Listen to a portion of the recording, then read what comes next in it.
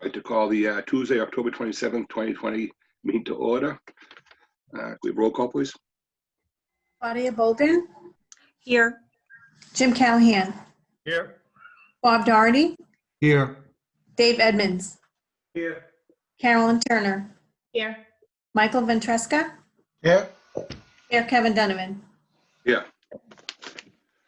First up, we have under public hearings, we have public hearings continued, 316 Boston Street definitive subdivision plan, DM5 INC. Yes, Mr. Chairman and members of the board. Tina, if Kevin can't participate in this, do you want me to be chair for the next two public hearings? Yes, thank you, Ms. Bolgan. Chair Donovan was unable to make the last segment of the public hearing at our September meeting, I guess. And we have not yet received from him the certification that he has reviewed either a video or a transcription of the meeting. So unfortunately, he will not be able to participate in the first two public hearings. So I would appreciate it, Vice Chair Bolden, if you would assume the chair's role for the next two items. All right, then I would like to call the public hearing, which is continued from the last meeting for 316 New Boston Street definitive subdivision plan. Thank you, Madam Chairman and members of the board and audience. We had this public hearing started in July, and it was continued to the board's meetings in August, September, and again this evening. The reason for the most recent extension or continuance of the public hearing was that just prior to the last meeting, the board received a communication from a consulting engineer on behalf of a direct abutter to the project at 316. The memo was detailed and largely engineering related. So we forwarded it on behalf of the planning board to both DPW and engineering for review and comment. We also provided a copy, of course, to the applicant, who, after reviewing the communication, submitted to us a number of documents in response. One was an October 14th letter to the Woburn Planning Board that responded to the letter largely point by point. Also received from them a revised stormwater management report and amended plan, all of which were revised, I believe, to respond to some of the comments that were made in that communication. The public hearing, as I said, was continued to this evening to try to obtain feedback from not only the project engineer, but also the city departments. And we do have those responses this evening. I would just sort of roll forward. This is a public hearing. I think it would be appropriate to call upon the applicant to see if Attorney Tarby has any words that he wants to kick off this evening's meetings with. And then, depending on how the board wants to proceed, I might suggest having Mr. O'Connell sort of analyze his responses and then answer any questions the board might have. So I'm sorry, somebody don't on. I want to make a motion to move the approval of the meeting minutes to the end of the meeting, or what do you think about doing it now? Jen? All right.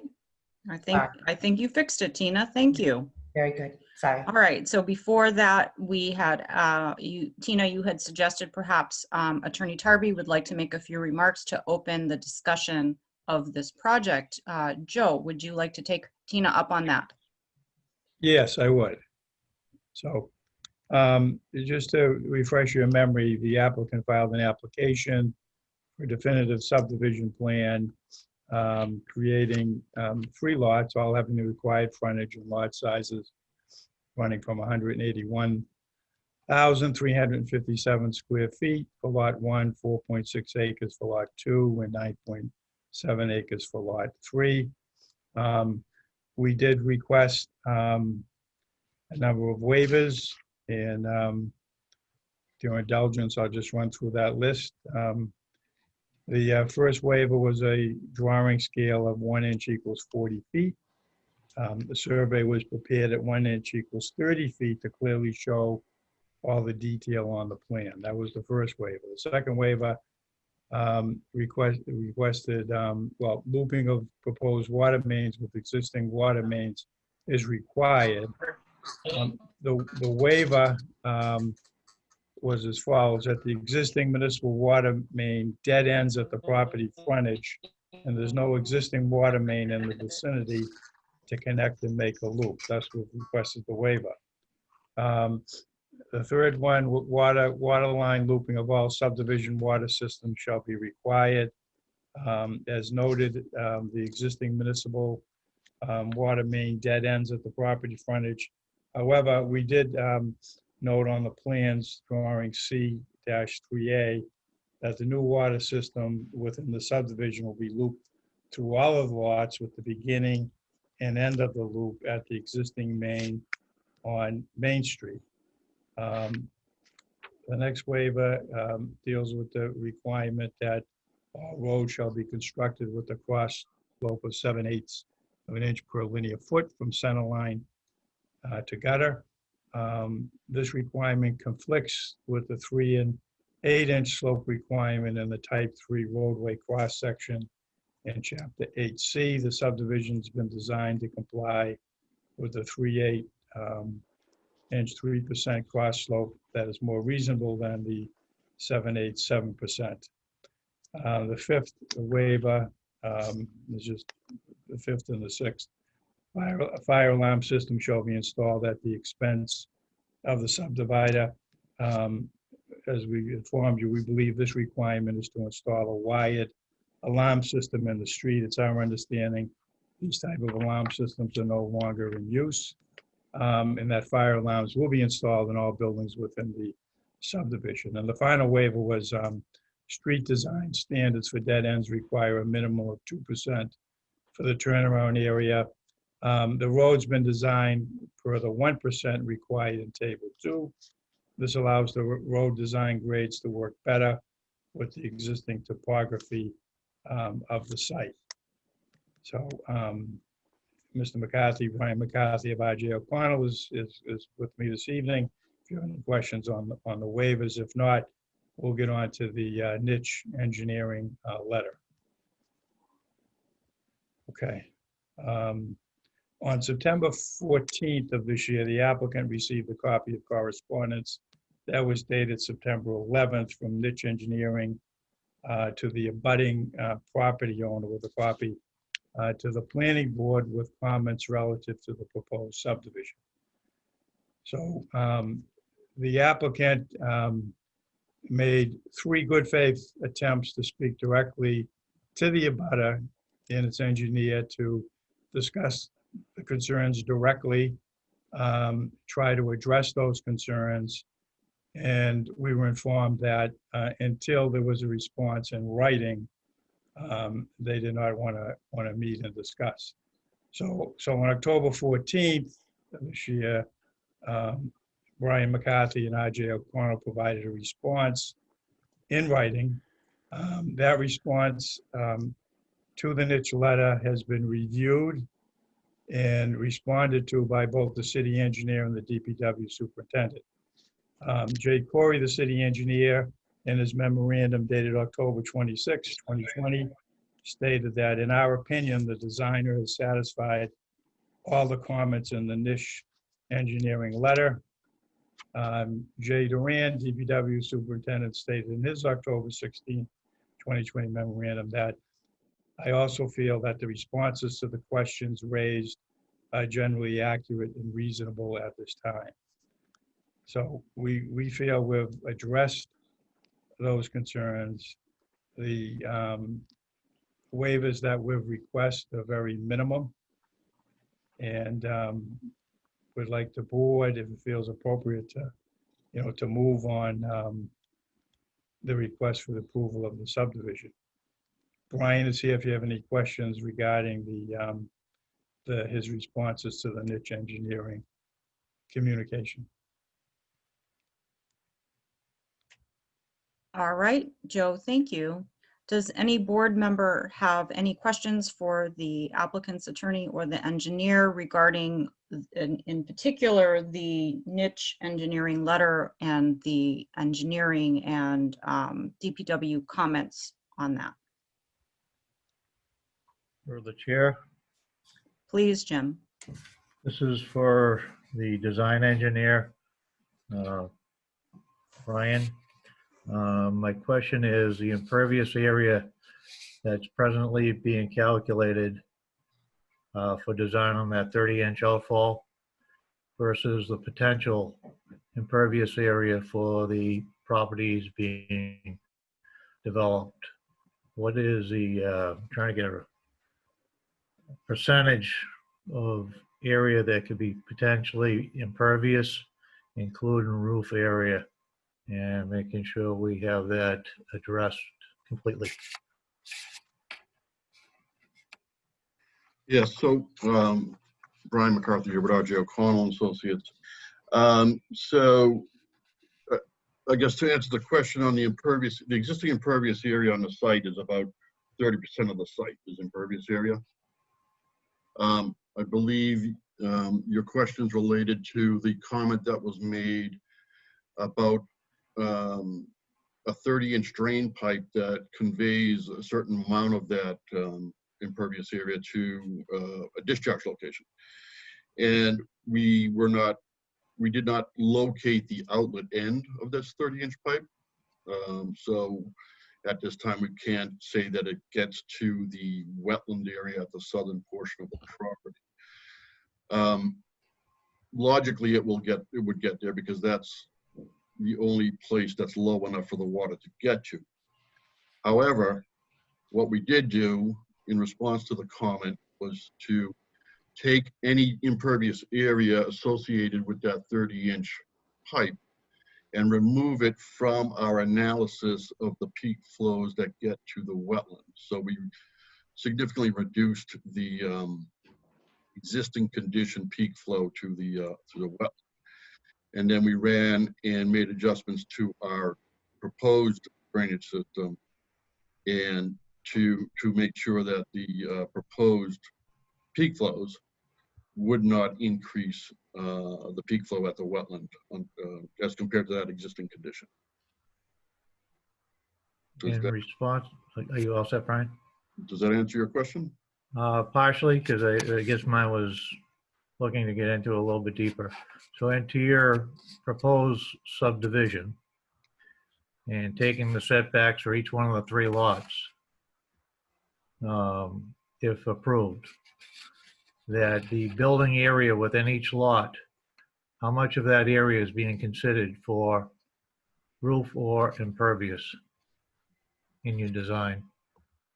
Okay, so the design that's been submitted does not include any development on any of the lots at this time.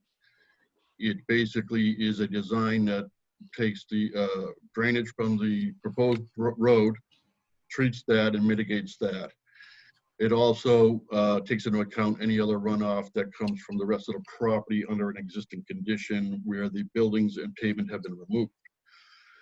In the future, the lot development for each, or the development for each of these lots will be designed later and will include on each lot a stormwater management system to deal with the runoff from each lot. So each lot would end up having its own stormwater basin, its own water quality treatment prior to discharge from the property. Thank you. I wanted to get to that point to make sure it's clearly stated in the public meeting. So after zoning is approved, each lot will be a standalone and be self-sufficient in their own stormwater management for the property, not to put out any more than currently leaves a lot as it is in this state. That's correct, yes. Thank you. I'm all set, Madam Chair. All right, Jim, thank you. Is there any other planning board member that has a question for the applicant, either his attorney or engineer? All right, seeing none, this is a public hearing. If there is anyone in the audience who wishes to speak, There is a raise hand feature at the bottom of your Zoom screen. If you could use that to indicate to Tina that you would like to speak, then we will call on you as soon as we see the hand raised.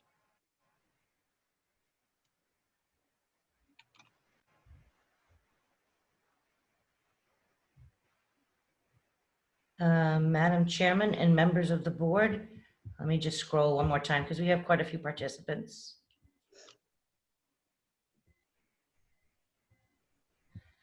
So I don't see anybody with their hand raised. I thought I briefly saw Yeah. Jennifer Johnson with her hand raised. I don't know if you saw that, Tina. The hand seems to have disappeared, so I just Yes. want to. Well, and I wondered That's about, up. I had spoken with her earlier today, and she had indicated that she would probably be making public comments. So let me see if I can find her again in the list. I see it now. Beautiful.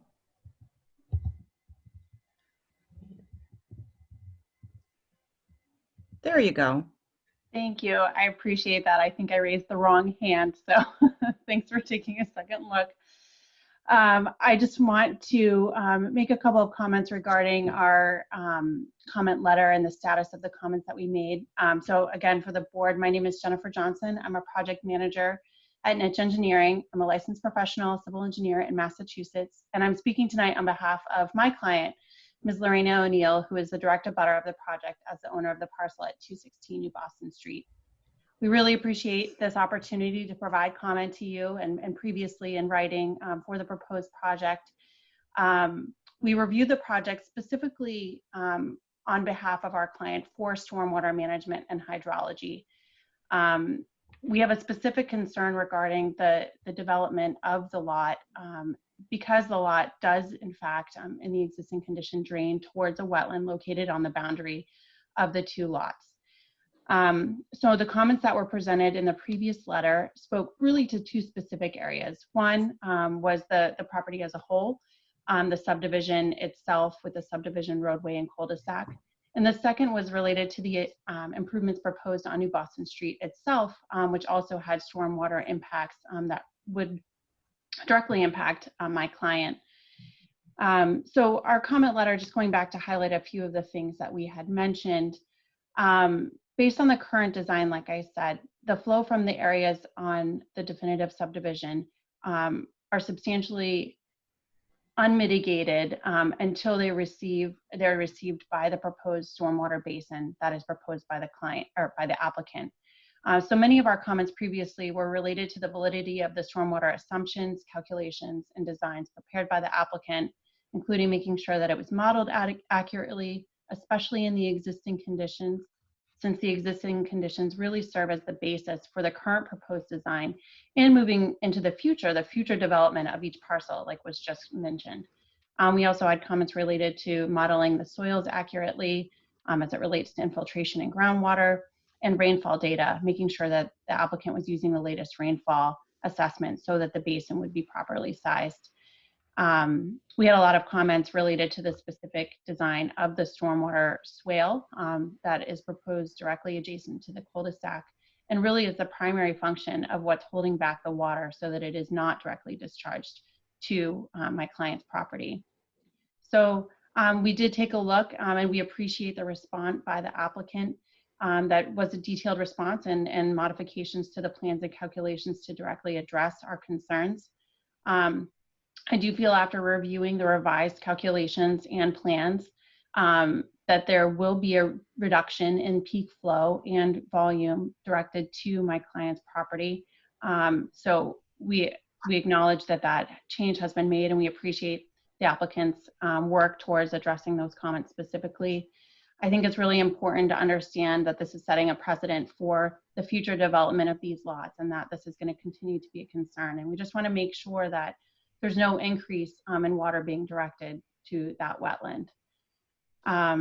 When I looked back at the response directly related to the improvements on New Boston Street, I didn't feel that those were as directly resolved. It seems like there's still some ambiguity with respect to how that water is going to be conveyed and treated It does to me look like there might still be some unmitigated water being directed towards 216 New Boston Street, as well as the property across the street. I did read the engineer's response today and understand that any stormwater that is directed towards or created by the improved New Boston Street, not even related to this project, but related to the bridge project, is going to be mitigated there.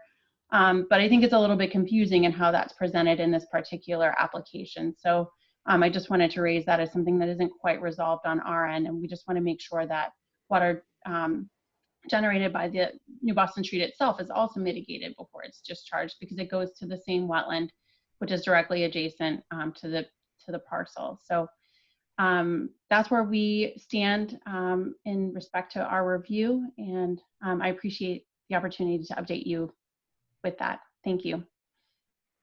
Great. Thank you, Ms. Johnson. All right, Tina, do you see, in the context of a public hearing, any other hands raised? Madam Chairman, I do not. All right, so for the moment then, I will ask whether any planning board member so far, having heard the discussion and the commentary, has any questions for anyone who has spoken. For the chair, Certainly, Jim. my question is for both the applicant, engineer Brian and Jennifer. Have you clearly stated the runoff for all discharge areas per your design, the volume of it in each area? Do you agree on the calculations? Yeah, so our stormwater management report has analyzed each of the watershed areas as part of this project, and includes all the calculations that are required to show the mitigation and the peak flow reduction in the design. I'm not sure if there's something else you needed in that respect. Not so much what I want to convey that both parties agree on the sum of the total of the runoff leaving the property before development begins.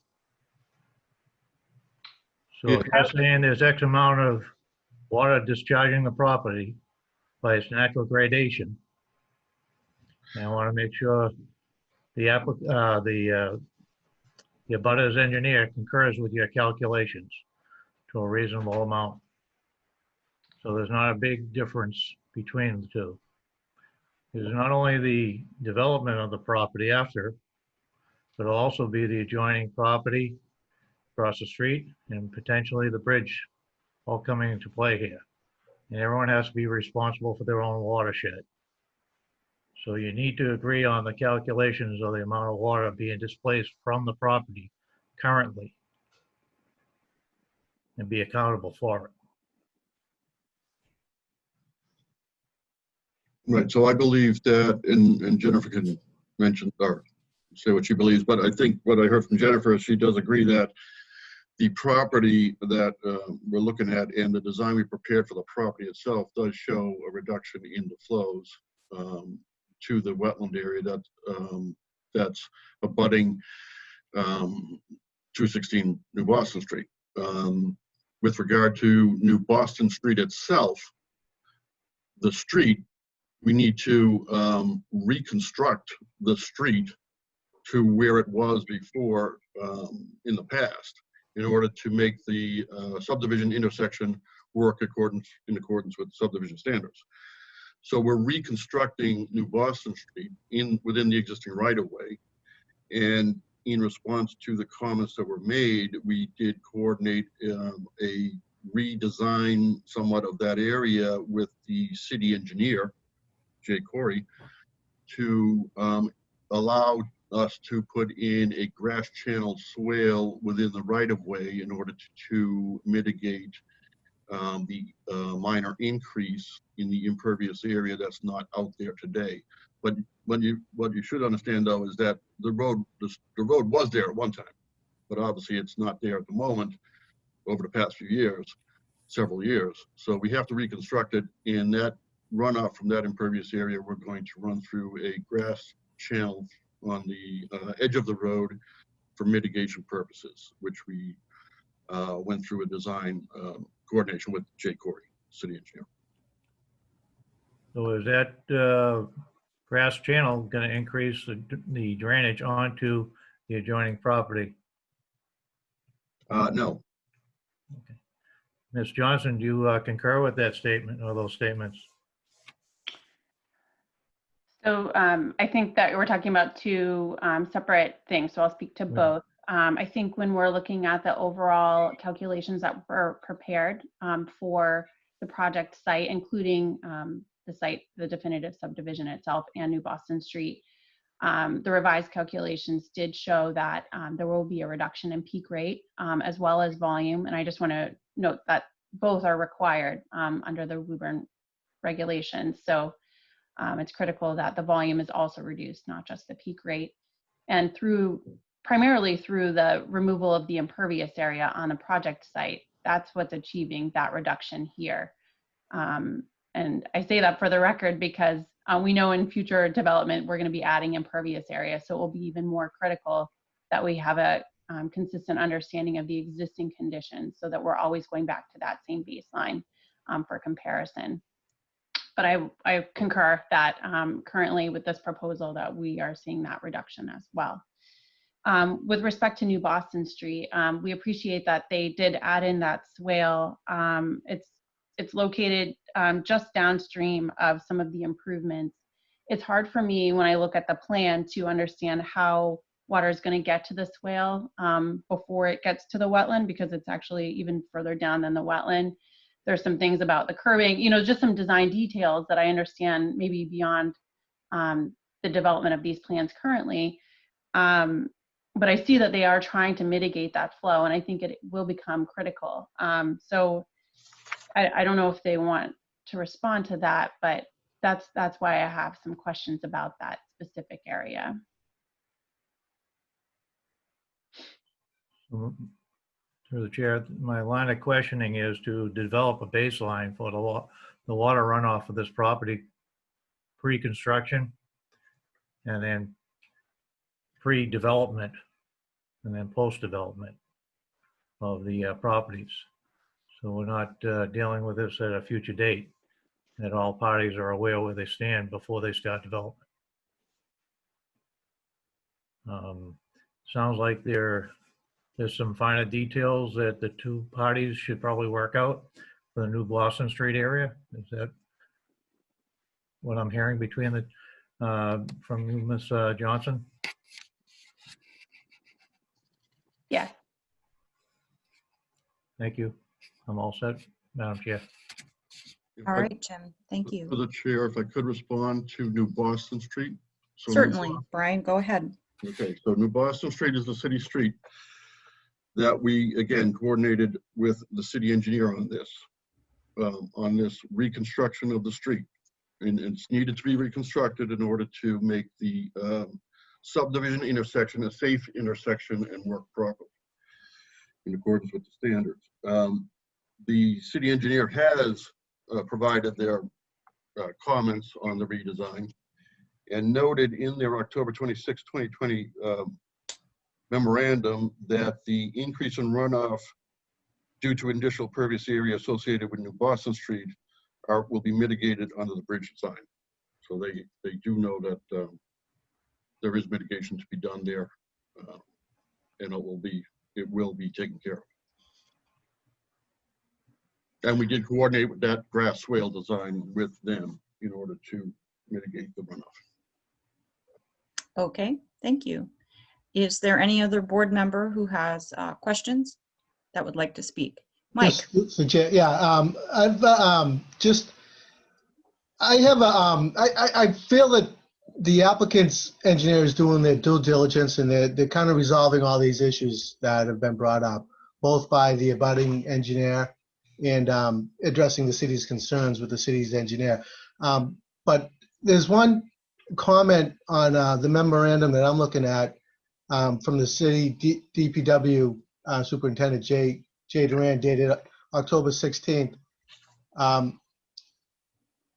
he wants to defer further comment on the drainage to both the city engineer, which we received, and the Conservation Commission.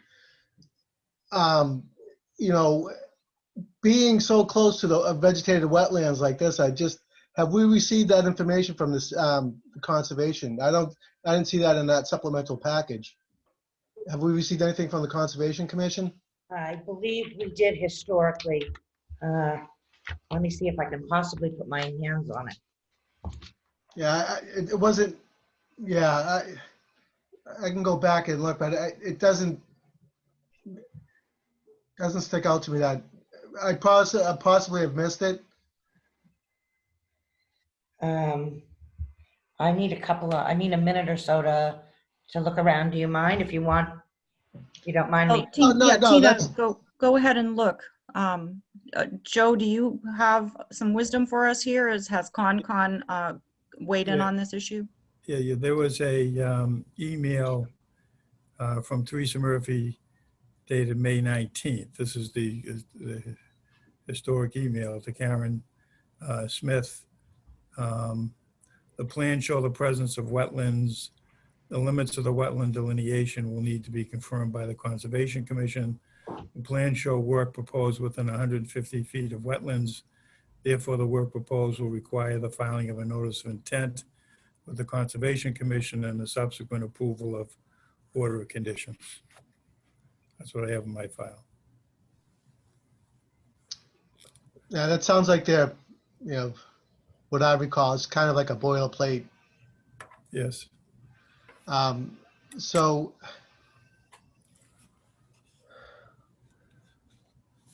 that was it. I mean, so I was probably looking for something a little bit more detailed than that, based upon, you know, these recent, you know, plans that have been brought about. I don't know if they've been asked to do any further investigation. The Conservation Commission has been asked to dig a little further into this at all, based on the new plans.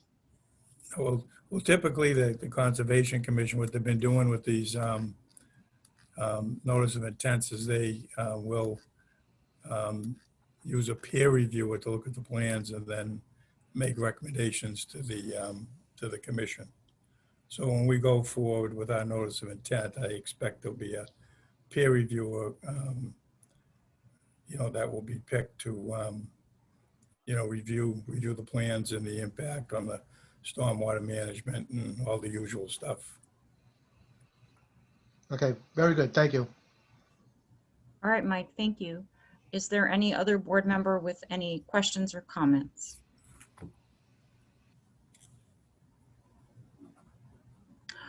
All right, this is still a public hearing, so I would like to go ahead and ask again if, based on this discussion, there is anyone in the audience that wishes to speak. Tina, do you see anybody raising their hands or otherwise indicating a wish to participate? I do not. I do not. All right, so at this point, it might make some sense to ask Tina if she has a recommendation as to how to proceed, assuming no further questions at this moment. So my recommendation to you for this evening is contrary to what Attorney Tarby hopes. And that is, I was prepared to recommend to you one more continuance of this public hearing to the board's meeting on November 17th, which is about 20 days away. The reason for the continuance, once again, would be to allow staff the time needed to cull through all of the comments that we've received over time to make sure that all of them have been addressed. I can think of one right off the top of my head that is a good one as an example to use with you. And that would be that one of the early comments from the engineering department registered concern about the sight distances of traffic exiting this property and the fact that no information had been provided for vehicles that would be taking a left-hand turn onto the new bridge. There was information, I recall, provided in terms of sight distance for vehicles turning right, but none turning left. Now, that's only one, but when I go through a series of memos and emails that we get from different departments, I read all of them and try to identify whatever remains outstanding or unaddressed to this point. And I have not done that for this particular subdivision. One of the other things I wanted to pose to the board, so I would recommend that I'm going to need a continuance if the board needs my help in drafting a decision letter, because I do think that we're getting close to a decision. And in order to develop that letter, there is one big question or one big issue that really remains on the table. And it came up early on, and we haven't talked about it in the intervening months very much.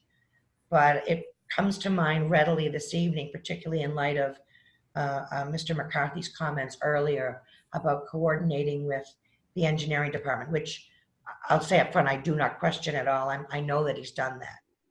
But one of the big issues with this project, and frankly, the one at 0 New Boston Street, is that my understanding is that the projects, and this one in particular, was not designed with or incorporating the design of the new Boston Street Bridge, but rather designed as if the current New Boston Street layout was the layout that you needed to meet and use. And I guess I'd like to ask Mr. McCarthy to confirm that that's the case. I think it is. And if so, that is a significant question for me to pose to you, because if it is not, and let me stop Mr. McCarthy, is the roadway, the proposed plan that the board is looking at, is that designed to the new bridge, or is it designed to the existing layout? It is designed to the existing layout, not the new bridge. And if I could say why, so we don't know the timing of the new bridge. We don't know when that's going to be constructed.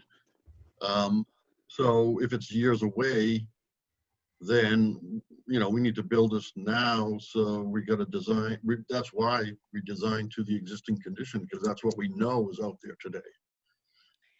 So in response to that, I will say, or in addition to that, I would say that the plans the city now has and submitted back in, I think it was August, end of August, 100% design plans for the bridge. They are still being reviewed by Mass DOT, but they are literally the 100% design plan. So while there may be minor tweaks to them, there would not be significant changes at this point. That plan, or the reason why the design plan had to be submitted by August, was that the state actually, this project, the New Boston Street Bridge, is on the state's transportation improvement program, in its plan, excuse me, for 5 years. And it is slated to start or to have the construction advertised in February of next year, with construction likely starting and work related to it starting that summer. So while completion of the project no doubt will take a number of years, the state is actually planning to advertise its construction and to hire a contractor in about 5 months. So it's really a significant issue that I kind of have with these subdivisions, which were admittedly submitted to freeze the zoning. And certainly back at the time, even at the definitive plan filing, 100% plans were not available. They were only at 75. But they're at 100 now. The Mass DOT considers us a low risk in their category of having any delays in the advertisement for February. So it presents a real difficulty for the planning board. Do you approve a subdivision plan now that you know in about construction will start within, well, it depends on how you define construction, because there's a lot of work that gets done in the field that isn't actually digging things up. But activity will start related to construction next year and will take, I think the approximate is 2.5 years to complete. So do we take that into account, or do you take that into account with your decision on this? Or do we decide that we're going to pretend the bridge isn't there? We're not going to ask the question about site distances to, for left turning traffic. How are we going to deal with that? That's a heavy one. And so, a little bit of time to think about that might be appropriate. Maybe you already have the answer in your head. Great, Tina, thank you. Does any board member have any comments on the planning board director's recommendation? Yes, to the chair, to Tina. Mike. I totally agree. I think, as you stated, we're in a tough situation. Being a planning board, we like to plan for the future.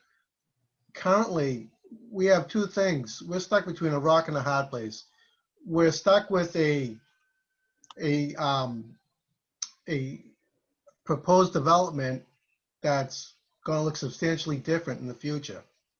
And you said, realistically, this is a freeze, but we right now, we can't look at it like that. We have plans in front of us that we have to look at. And that's what I'm struggling with, is that, and also the fact that we have a developer that does not know what the road is right now. He knows what the road is right now, but he cannot foresee in the future what it's going to look like. So I think some time to digest all this would work to all our advantages. Just to kind of take a step back and think things through. There's his plan is, this is hard for us. I mean, legally we're bound to do certain things, and then we know things are going to change. I'm struggling with that right now. I really am. I wish everybody was all the plans came out. There's 0 New Boston Street, this going on. There's probably some activity in Wilmington that's going on that I would love to kind of get an overall sense of what this is going to look like 5 years down the road. But unfortunately, we have this plan in front of us right now, and that's what I'm struggling with. And it's it's not fun right now. It should be an exciting time and an exciting project. It really should be, and it's not. I'm done. Sorry. Mike, thank you. Is there anybody else who would like to speak? David? Just a question, is there a law or procedure that says you have to act on what's in front of you and not what is projected to be the future? I'm not aware of one, Mr. Edmonds, but certainly it might be a good question to pose to the city solicitor and seek her advice and counsel on this particular situation. I have not yet done so, and perhaps that's advisable. So David, let me respond to it this way. I don't 100% know the full answer to your question, but the applicant has the right to file a project with us whenever the applicant wishes, whether it's an opportune moment from the city's point of view or an inopportune moment from the city's point of view. And the question of whether the plan meets the requirements of the subdivision control law is certainly one that's within the planning board's purview. If there are any waivers requested from the subdivision control laws, it's my understanding that, in good faith and with, reasonable care, the planning board has some discretion as to whether to grant those waivers or not. If theoretically a plan is put in front of us that meets every requirement of our subdivision control law and we deny it, that could be a potential issue because the law is still the law. So that's as complete an answer as I can give you, Dave, at this point. But I think Tina's suggestion of exploring with the city solicitor the potential limitations of our discretion to deny a plan on, with our view, of course, to what the law is and whether the plan, comports with the law, as well as whatever discretion we may have as policy, as to make good planning decisions for the city. Where that leads us when, in essence, and I don't mean this in a pejorative way, we have a pretend subdivision on a pretend street at the moment, where we know and have good reason to, well, who knows what we quote unquote know, but we have excellent reason to believe that what's in front of us will not actually be built. And we have excellent reason to believe that the public way upon which this thing is going to be built is going to change significantly in the reasonable foreseeable future. And that makes, Mike, I appreciate your comments. I was going to say pretty much the same thing, which I certainly won't repeat Mike, but I'm with him. This is an extremely uncomfortable position where I understand the applicant's right to proceed. I understand what the subdivision control law is, but in this particular situation, it's a really difficult ask for the planning board to actually do its job and plan. So then I would say we really can't make a decision today if we need to reach out to the city solicitor to get some sort of feedback. Well, and the other thing I would like to do, I'm sorry, I didn't mean to interject. Is that all right, Madam Chair? Oh, go ahead, Tina. It would not only be to check with the city solicitor, but as I said earlier, the 3 weeks could be used to run through all the previous memos and correspondence to make sure that there are no loose ends. Or if there are, we could identify them early on for the applicant and give them an opportunity to fill in any missing things. And I don't know that there are any. I mentioned one, but there may be others. It would also allow me to help draft a decision, based on, I'm not necessarily, I don't know what the city solicitor will say. If she were to rule that we needed to deal with only on the ground conditions today, without any speculation of any amount relative to road changes, then that might lead, depending on how the conversation goes, to an approval, or it may not, depending at least in part on what she says. So it would be the city solicitor's advice, but also some research here, make sure there are no loose ends, clarify anything that remains unclarified, and be prepared to vote in November. Dave, are you set? Do you have a follow-up? I'm good, Good. unless somebody has a motion. For the chair? Well, Jim, go ahead. Yes, I'm at a point where I'd like to have Tina see if you can initiate a meeting generated by Jay Corey in the engineering department. And they gave the basis of design to the applicant, Brian, if I understood this correctly, and also have Jennifer weigh in on this. One, to establish what the design of that roadway entrance is, and why would we restore to what it was previous and not to what's going forward that we know coming out of the DOT at 75% design that we're privy to, or somewhat privy to. But also, we need to clarify the information that the abutter has asked for in the drainage calcs regarding that. Now, the applicant is following the direction of the city, if I understood it correctly. And he's done exactly what he's been asked. He's responded to the abutter's questions and done a very good job of it. But to close the loop, I'd like to see the two engineers have their line of the sand drawn and have the city decide what they're going to design that roadway to. The previous or the potential upcoming that we are aware of to a 75% design. And at this point, knowing the bridge development, as I do, it's a pretty safe bet to where it's going to be for height and roadway configuration, that they can figure the drainage pretty accurately. And Jim, just one point of clarification. When you make reference to 75% design plans, are you referring to the design plans for the bridge? That's what, yes. Because we now have the 100% design plans available.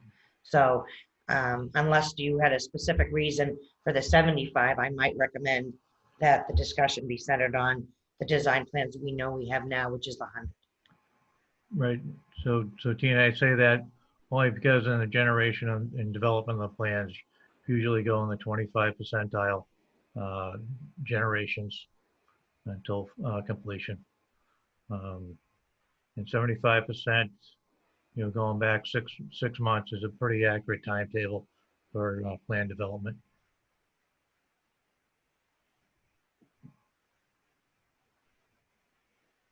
I'll see what I can do. Jim, are you all set? Yes, I am. Thank you. Okay. Tina, I wanted just to respond to your comments on going back and making sure that we have addressed all of the comments that have come in. And I'd like to say that as a planning board, well, as for myself, I can't speak for the planning board, but as for myself, I certainly want to be fair to the applicant. It is, not the applicant's doing that, their subdivision is in the middle of the new Boston Street Bridge construction. That's a factor outside the applicant's control, and I do understand that. But to be fair to the city and the people of the city is also important. And it's a very difficult situation for us to make good decisions when we know or have very good reason to know that what we're seeing on the plans is nowhere near what is actually going to be on the ground, both in terms of the subdivision and the public way that the subdivision is off of. And that is the unusual part of this. We have certainly been in a position of approving or being asked to approve subdivisions that were filed to freeze zoning when we know or have good reason to know that that's not what's going to be built. So that's something within our experience. What isn't in my personal experience, having been on this board for a really long time, is having that be true and the road also be a question mark. That I've never experienced. And I think that is the root of why, Mike talked about this being especially uncomfortable. And I would second that. And I just want to put the point on it that we want to be fair to the applicant, but we also want to be fair to the city and the inhabitants of the city. And we are just in a real hard spot. So if Tina can go back and fine tooth comb this situation and then give us a detailed draft decision for our consideration, that would put us in a much better position in 3 weeks than we are tonight to make a decision in the rock and a hard place situation we find ourselves. So that is what I have to say. Is there any other board member who wishes to comment or has questions regarding that or anything else? Claudia, through the chair to Tina, I just had one more follow-up. As you're going through some of these documents, Tina, one of the issues that was raised by Jay Duran in his October 16th memorandum, he had mentioned that I know he deferred to the city engineer and conservation committee for the drainage design, but he did raise an issue about maintenance purposes with the sewer main and possible water main. And he mentioned and made reference how they were at extraordinary depths, which are still of a major concern. What is exactly are his concerns and have they been addressed? I'll clarify or confirm this with him, but I think what he's referencing there is the fact that he knows the new Boston Street Bridge is going in. So if the utilities were placed in the locations that they're shown on this plan, they would be in an extraordinary depth because they'd be under a bridge that was 20, 30, I'm not sure how many feet above it. So I'll clarify that in the process over the next 3 weeks, but I think that's what he's talking about. Okay, thank you. All right, does any board member have any further commentary or discussion? All right, seeing and hearing none, I would entertain a motion.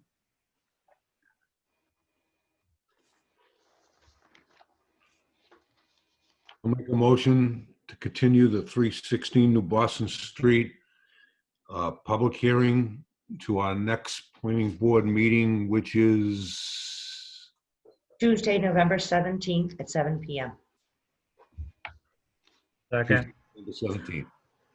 All right, there is a motion by Bob. There is a second by Jim. Is there any further discussion on the motion?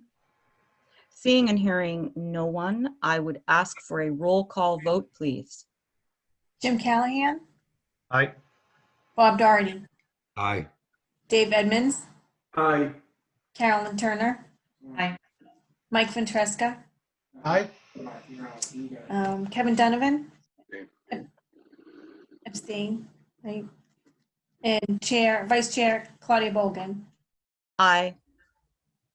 All right, that motion carries. We will revisit this at our next meeting on November 17th. Thank you very much. Thank you. All right, next on the agenda, we have a continued public hearing for hold on. I have to scroll down. For 0 New Boston Street definitive subdivision plan. Yes, Madam Chairman and members of the board and the audience. Similar to the project that we just heard about, the public hearing on this matter was started in July and continued to the August and September meetings as well. At the September meeting, there was discussion about the project generally and lot configurations, some details about the roadway layout. Questions were raised by some members about potential impacts on traffic on New Boston Street, particularly because at the time the traffic analysis had analyzed a residential but not an industrial type development. Other topics of note at the last meeting included concerns about the adequacy of the design to accommodate left-hand turns onto New Boston Street, and whether the roadway design was adequate to accommodate turning movements of large vehicles. Specifically, the possibility of adding a dedicated left turn lane was mentioned, and there was also some concern about the request that they not be required to loop the water main. Since the last meeting, the proponents submitted a number of documents to address some of the issues that were raised. There was specifically an updated list of waivers and justifications for them, which I'll allow the applicant to explain. We also received a memo from Vaness and Associates that provided a trip generation comparison between office uses and industrial uses. Showed a plan that showed a total buildable area of the entire parcel as represented as being only 3.87 acres of the 44 plus total. And then there was a truck turning plan that was submitted by the applicant as well. We submitted those new materials to the various city departments. And I believe that we've received comments back from both engineering and DPW, which I'd be happy to summarize when we get to the right place. This is a public hearing, so like I did initially, I'd like to ask if the chairs are okay with it, if Attorney Tarby has a few words to kick off the discussion, and whether you want to have your engineer provide us with any summary of the documents that they've submitted since the last meeting. Yes. So you saved me all that time reading off all the documents that we submitted. Thank you. So this is a 3-lot subdivision with lot sizes of 3.36 acres for lot 1, 9.254 acres for lot 2, and 30.972 acres for lot 3. So the documents that we submitted at your request from the last hearing, I'm going to ask Nick Delacava, who's Alan Major, who's here, Lisa Tim Williams tonight, to review the updated waiver request memo, the buildable land exhibit, the truck turning plan, and Jay Duran's memo dated October 16th. And then after Nick, we'll have Giles Ham review his memorandum on the trip generation. So with that, I'll turn it over to Nick. I think, Nick, we have a presentation that we submitted earlier to the planning board as well. Yeah, I have it on my screen. I don't know, Tina, if you have it or if you want me to share my screen, I can do that. I've given you co-host capability. Would you mind screen sharing? Sure.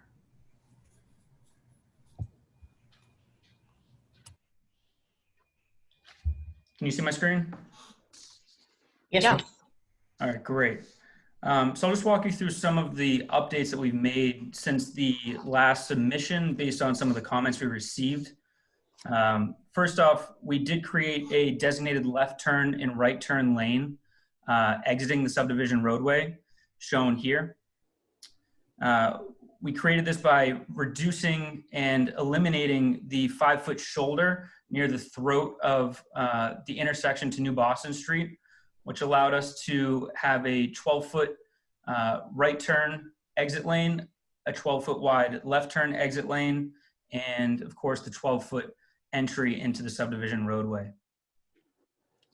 We've also incorporated additional shading trees around the perimeter of the right-of-way. These are all spaced 40 feet on center to comply with the subdivision regulations. Let's see if I can go down. All right, and then previously we had shown a cross slope on the subdivision road of 2% from the center line of the roadway leading down to each of the gutters. We've increased that to the 3.1%, or in other words, it's the 3/8 per inch per linear foot as required in Chapter 4, Section G1. And finally, the proposed water line. Previously, it was shown as an 8-inch water line. We've increased that to a 12-inch all the way through the subdivision roadway. We're still maintaining the same existing connection point in New Boston Street and carrying that up through the subdivision road, and we've extended it actually all the way to the property boundary near the Anderson RTC. This is an anticipation on potential looping of the water main should this roadway be constructed and approvals be acquired to actually loop this into the Anderson property. We've provided a temporary flush hydrant at the end to flush this dead end in the interim condition.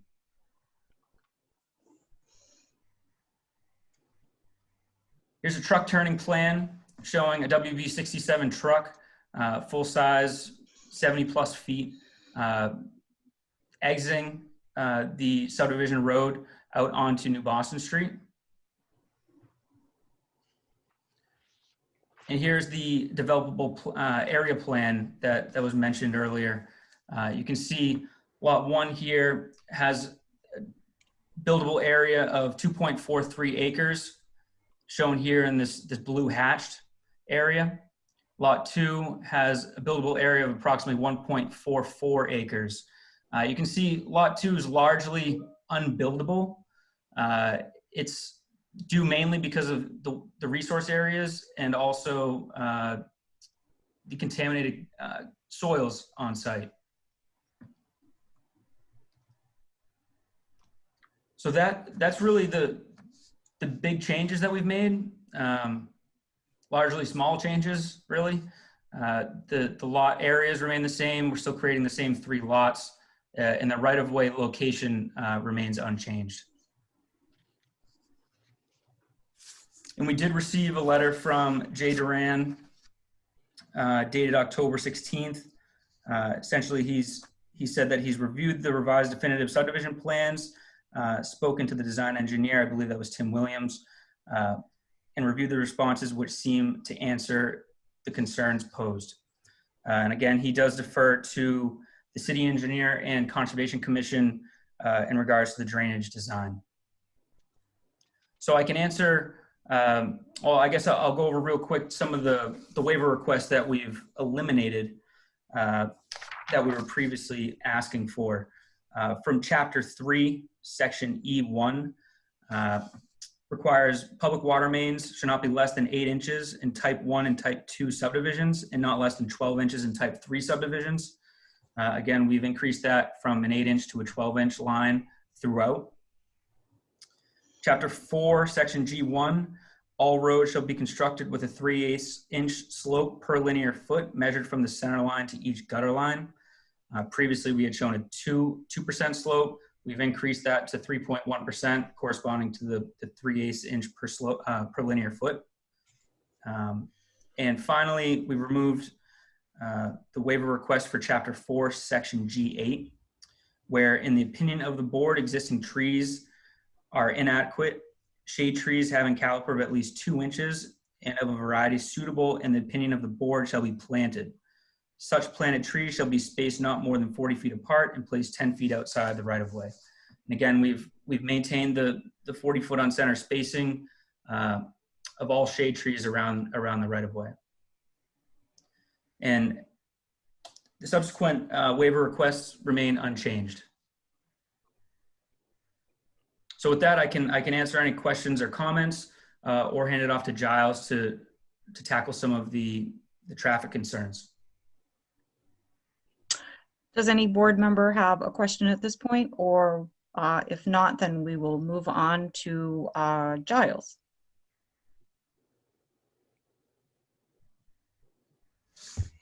Madam Chairman, if you wouldn't mind, I need to ask, Mr. Ham, are you going to be screen sharing? No, I am not. Okay, then I'll allow, I can't allow you to screen share unless, I'll leave Nick with the power then.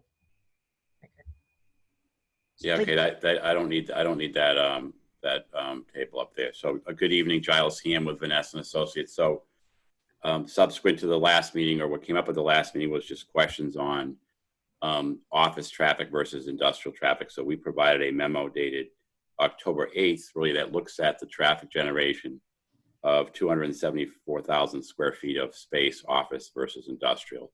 And I think it makes sense to everybody that office will generate more traffic than industrial use. So the office would generate about 2,800 daily trips, which would be half in and half out over the course of the day, and between 285 and 300 peak hour trips. So that would be greater than the industrial use. It's our opinion that the proposed cross-section that's been shown on the plans is more than adequate to accommodate 300 peak hour trips. When we look at capacity, it's really the peak hour, not a daily number. And again, the 12-foot travel lanes with 5-foot shoulders out there is more than adequate to accommodate this level of traffic under the higher use of the office use. So that's really a summary of our memo. All right, thank you. Joe, how would you like to proceed? Okay, I guess we'll answer any other further questions you have, if any. Okay, so you didn't have any other presentation planned? Do not, no. Okay, all right.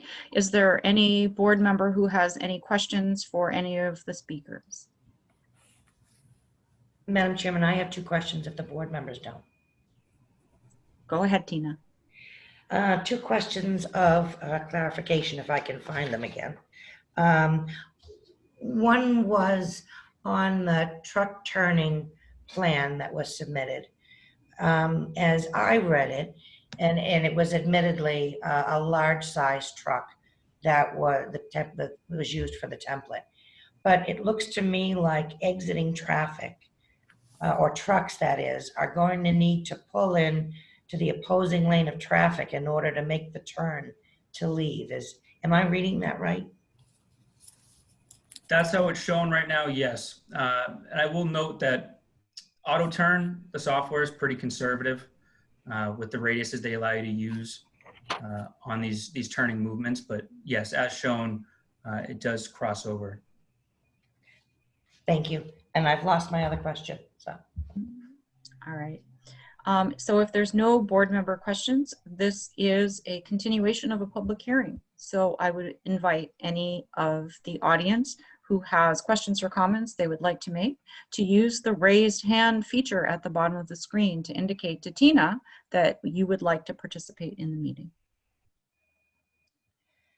And I am checking the list and I see nobody with their hands raised. All right. If anyone changes their mind, we will continue to scan as we continue our meeting. If there are no further questions from the board, Tina, I would ask for your thoughts on moving forward. So on this application too, I would recommend that the hearing be continued for another month with the idea that we would, or that you would be in a position perhaps to make a decision at your next meeting in November. On this project, I have started and have gone through and culled through the list or the correspondence that we've received to date.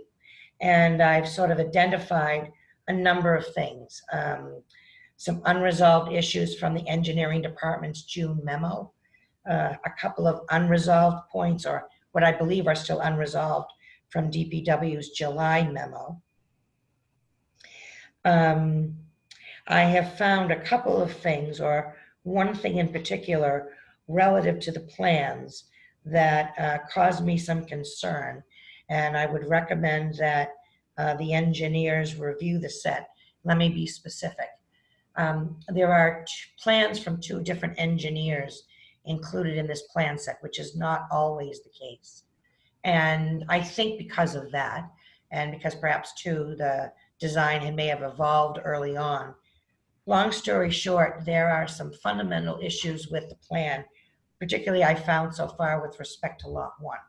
The frontage of Lot 1 is listed as 2 different numbers, depending on which sheet in the plan set you're looking at. There was also Lot 1 is shown in a different configuration on one plan or sheet versus another. I haven't identified those for the engineer. That one in particular, I can give him specific sheet numbers, but I think it points to the need for probably engineers and planning staff to kind of go through this plan at a very basic level again, to make sure that there aren't any other conflicts that exist in the plan set. If in fact the board is going to approve it, it becomes absolutely critical that everything in it is accurate. So I would like a chance to share that information with the applicant and perhaps work in separate efforts to see if we can identify any other issues. There are a number of questions I wanted to pose to the board that would give me an idea of, and the applicant, anything else you might need before making a decision. And I've identified 4 or 5 of them. One is that we know that there is a Boston Edison easement, and there is also contaminated soil in and around this area. And comments from the engineering department earlier on had made suggestions about adding certain features to the plan. But I guess my question to the board is, does the planning board need to see or want to see any correspondence or information relative to the status of discussion with Boston Edison and the EPA about this project and development? I've heard reference earlier to discussions with the EPA, but I don't know to what extent they might have advanced. Similarly with Boston Edison, this roadway is going to put some features within the easement. And I know from a completely different project that typically then requires approval by Boston Edison in order to do those improvements. Something as small as planting trees, which I appreciate have been added to the plan, but one of the initial comments we heard about the trees was, we're not sure we're going to be able to put them exactly at 40-foot intervals, particularly within the easement. We need to have that discussion. That's a minor point perhaps of the design, but there are curbing and sidewalk. Have they advanced discussions with Boston Edison? If they have, is verbal updates enough, or would you like to see it in writing?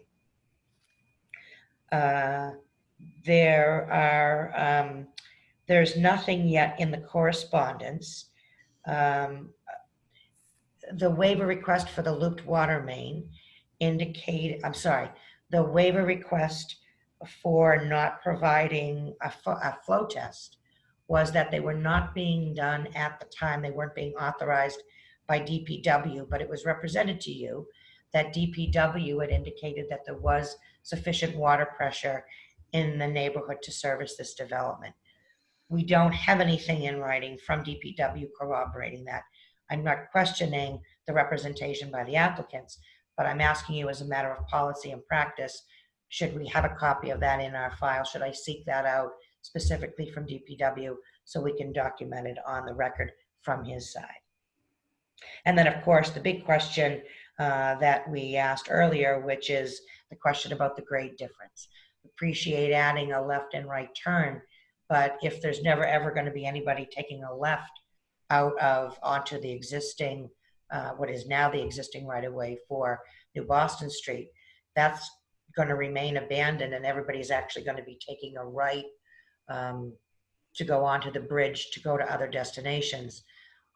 You know, that obviously is a factor, I think, in your decision.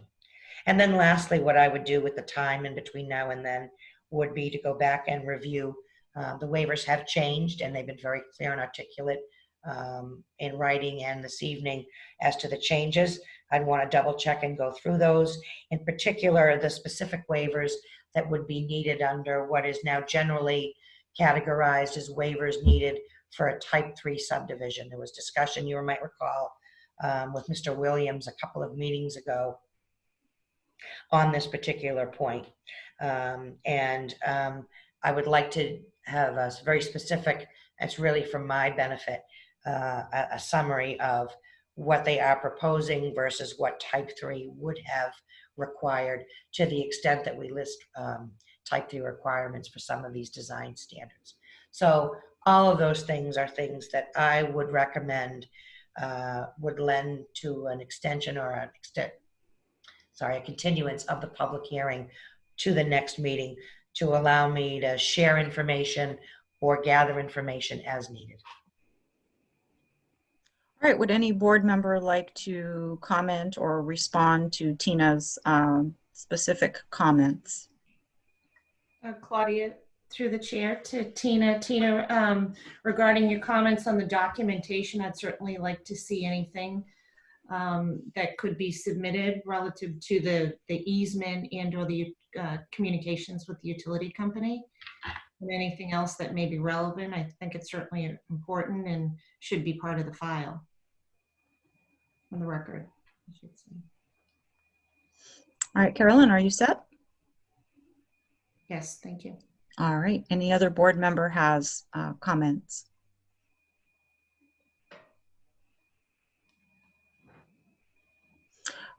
Tina, with respect especially to the utility company, you know, we as a planning board, again, you know, understand that this plan is unlikely to be built out as it's in front of us, and the situation of New Boston Street being in flux is also present here the same way it was present in the previous application.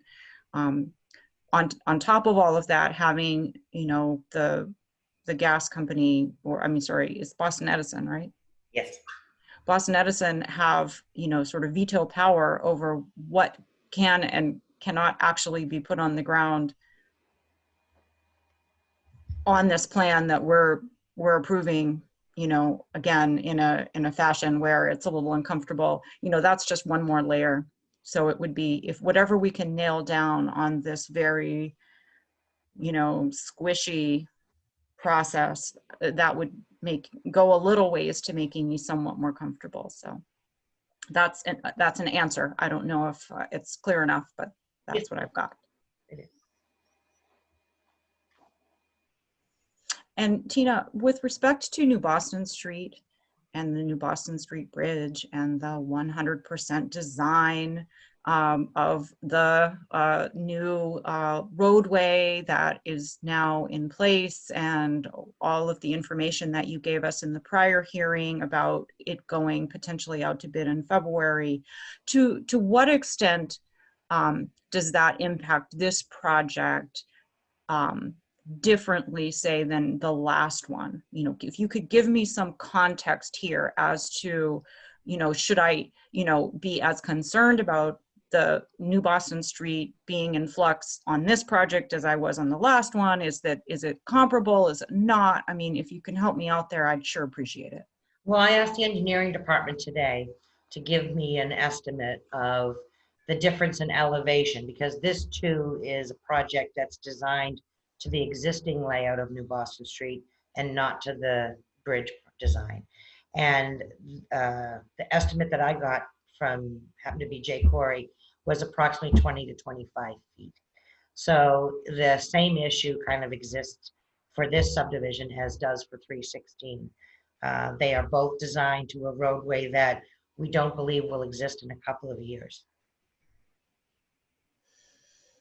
You know, it strikes me that in order to do the best possible job for the city and its inhabitants, as well as being fair to the applicant, you know, there's got to be a meeting of the minds here as to design standards that have a shot at being reality.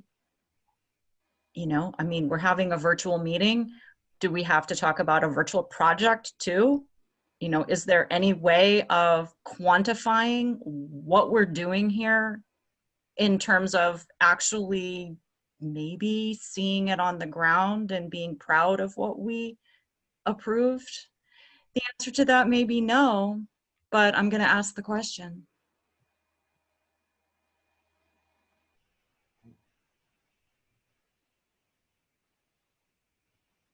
So that may be rhetorical, but I'll put that out there. And if in the next 3 weeks there's any way of dealing with that, I would sure want to hear about it on November 17th.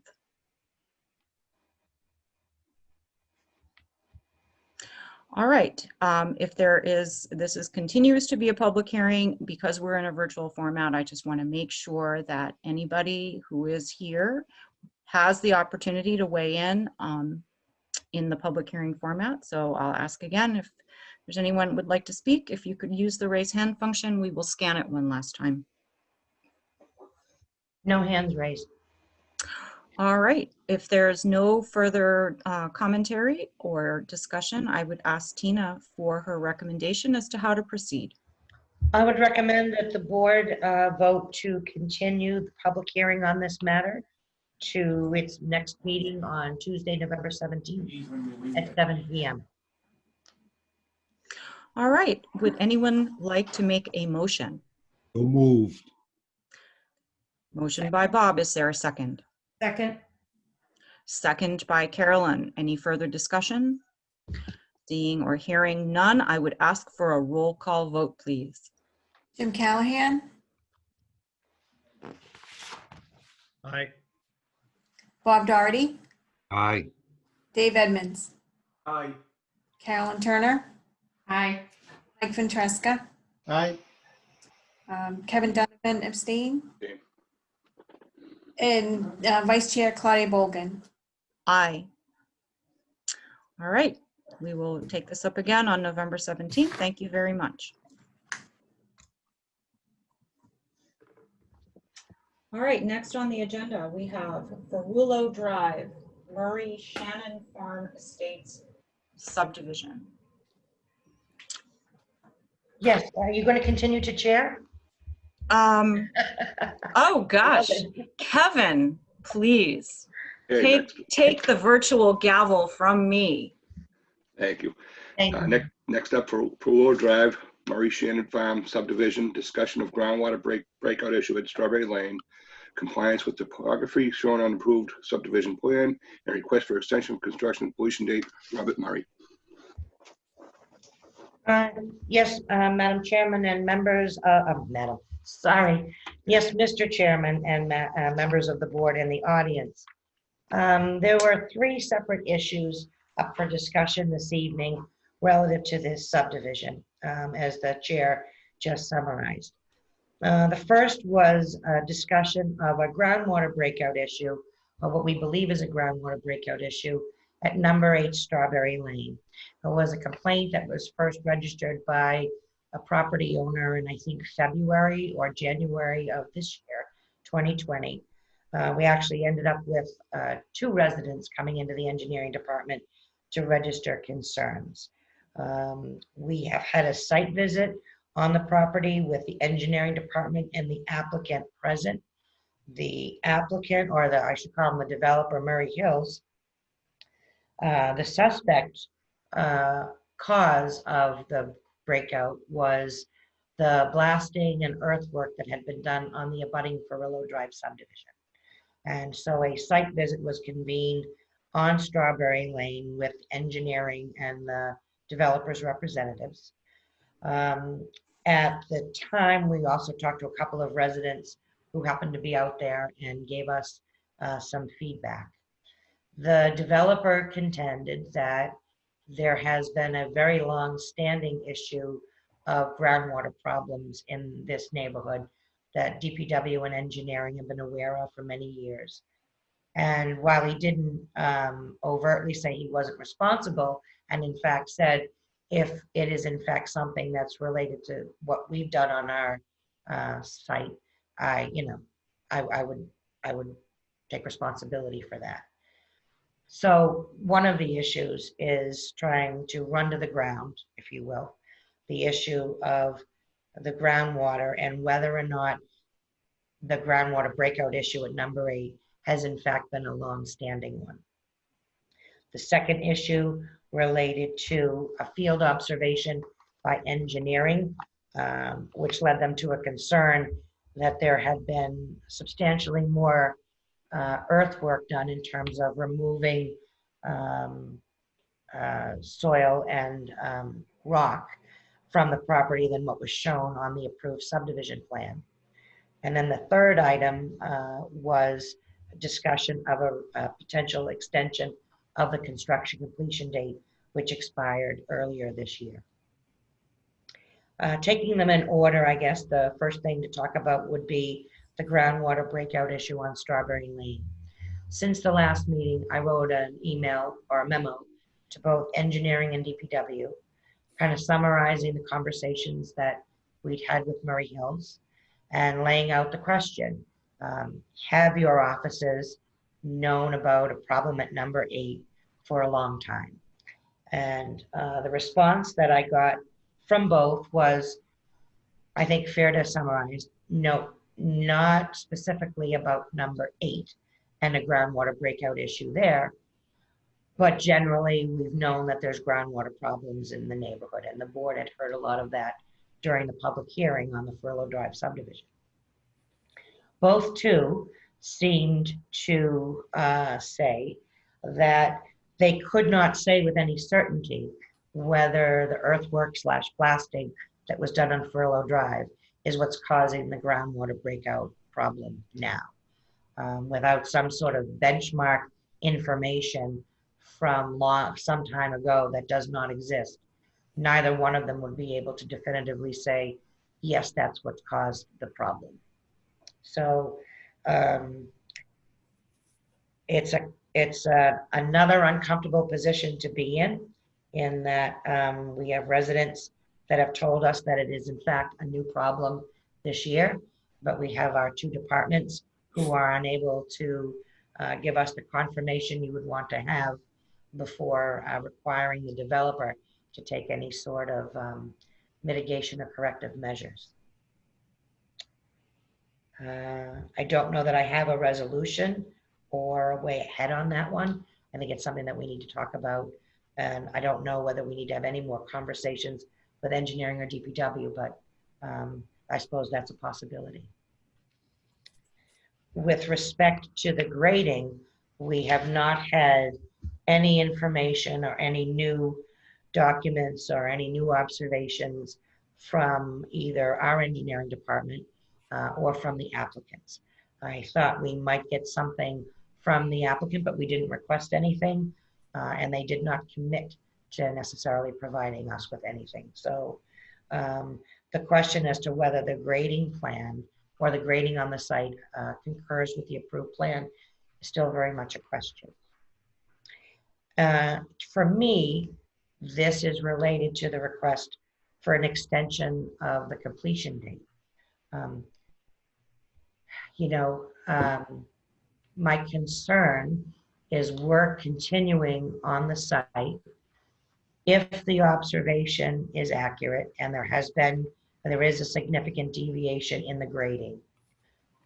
The proper way to deal with it would be to have the applicant developer submit a request for a modification, submit a plan that shows what's in the field today, and ask the board to consider modifying the previously approved plan to match it. That's not happened to date. I suppose we can't require it, but I would recommend, and it's a recommendation too of the engineering department, and one that I had voiced a couple of months ago, that on this issue of the grading, it might be appropriate now to request that the applicant submit what's called an interim as-built. They're going to be required to give us an as-built at the end of the project anyway. And we have, probably without your knowledge, but we have been, or the engineering department has been requesting and receiving interim as-built plans from developers at the time they want to post a bond. Engineering is out there sometimes and certainly sees some of the construction work, but is not present on site all of the time for all of the work. So the interim as-built is a way to get the engineer of record to show you exactly what's in the field, or what's in the field and where it is at the moment. And my recommendation would be that that seems to be something that would, at least here, capture existing conditions with respect to grading. And then we could take a true analysis of that interim as-built plan versus the approved plan to see whether or not the presumed variances are as great as they seem. Lastly, on the issue of the extension of the completion date, they've asked for about, I think it's a 2-year extension on that, roughly 2 years. Wouldn't necessarily pose it, except that I guess, a little concerned. They're looking for it to October of 2022, so it'd be about a 2-year extension from now. Engineering has reviewed that and says that it's doable, aggressive, but could be met. But I guess I don't know whether or not to recommend to the board to extend and give another 2 years on the completion date when we're not sure that construction to date is conforming with what's been approved. And if construction continues and the subdivision continues to be built out, perhaps using a design that has not been authorized by the board, that concerns me a little bit. And I don't know how to advise you this evening on that, or at least I don't know how to advise you to be supportive of a completion date extension at this point. But I'm not sure I object to it either. It's sort of a concern I have that I would love to be enlightened by discussion by the board. Questions from the board? Yeah, Mike?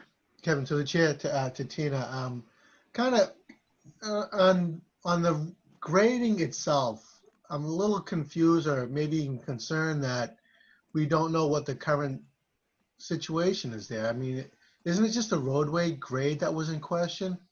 No, it was actually, so the roadway, if you can envision, it was kind of a U shape.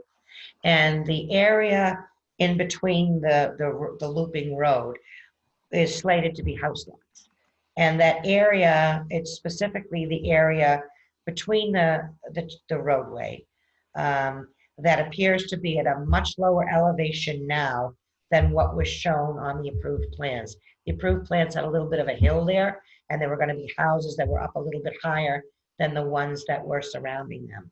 And when the engineering staffer went out into the field and looked, he said, geez, that area of, I'll call it a hill, but it's a low hill.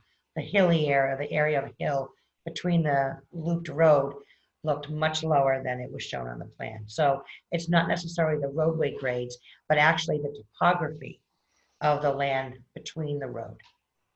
Okay, okay. And so that is what needs to be ironed out before we move on to the continuance of the, to allow them to extend the subdivision date. Well, it's one of my thoughts, and I'm not Yeah. sure I'm right. No, but I agree. one I way agree. to I look think, at it is to tie them together and make sure that they kind of, that one is resolved and that continued construction therefore either hopefully meets what you did approve or is found to be acceptable to you in some fashion. right. I mean, we don't want too much of an aggressive schedule where they're not going to meet it. I mean, let's give us a real schedule with some real dates. And, I'm looking at what was presented. They're giving us, I don't think sent anything with more detail, but I'm looking at beginning and end with the years on there. Maybe at some point we'll get some refinement on that, once we get the grading situation ironed out. I could certainly ask them to add that level of detail. No, right. Just something that we've always seen, like, a little bit more granularity, I guess. And on the water breakout, I mean, I'm in that neighborhood, so we get water. I mean, that's just the way it is. It's a tough ground up there. But I'm just confused on to, like, where we go from here. I noticed, it's kind of like what he said, she said situation like Jay Corey on his letter stated. And I can understand that. But Jay Corey, the city engineer, also mentioned that maybe an option would be to have him, see if there's any test pits there right now and see how the water's flowing as it is, to kind of get a baseline. And I'm not sure if that was presented to the developer, if that's something that's, would help kind of figure things out. I don't know. I don't know if wells now, certainly wells before would have been helpful. Right, yeah. I mean, it would give us an idea on the current situation. I think we already know what that is. Yeah. I don't know either. I mean, it just, obviously we don't want to create more water flow than, what was there previously. Well, and then this seems to be one of those things that isn't a matter of poor design in terms of the subdivision, in that it's not as if the water is sheeting across the surface of the land, into people's backyards. It's really seems to be, because if you recall, we had not only the owner of number 8 say that and another neighbor several neighbors in the neighborhood corroborating that they hadn't seen that water coming out of that location before, and nothing like the amount that was running down the street in the spring. But we also had someone who had emailed us from Strawberry Lane who said that her basement was often wet and she typically ran a sump pump since she owned the house, and that all of a sudden earlier this year she has no more water in her basement and the sump pump doesn't run. So maybe another question would be, I'm just thinking out loud, is to maybe ask DPW and engineering what I haven't asked them yet, which is there something else that could have caused it? If it wasn't Murray and the blasting, what else could have caused one basement to dry up almost overnight and water to come out of a retaining wall elsewhere? Yeah. I don't know. Maybe there is no there's got to be suggestions, but I suppose you could speculate, but unless you knew for sure, that information wouldn't be helpful to you, I suppose. Right. I'm good, Chair. Good. Thank you. Any other questions from the board?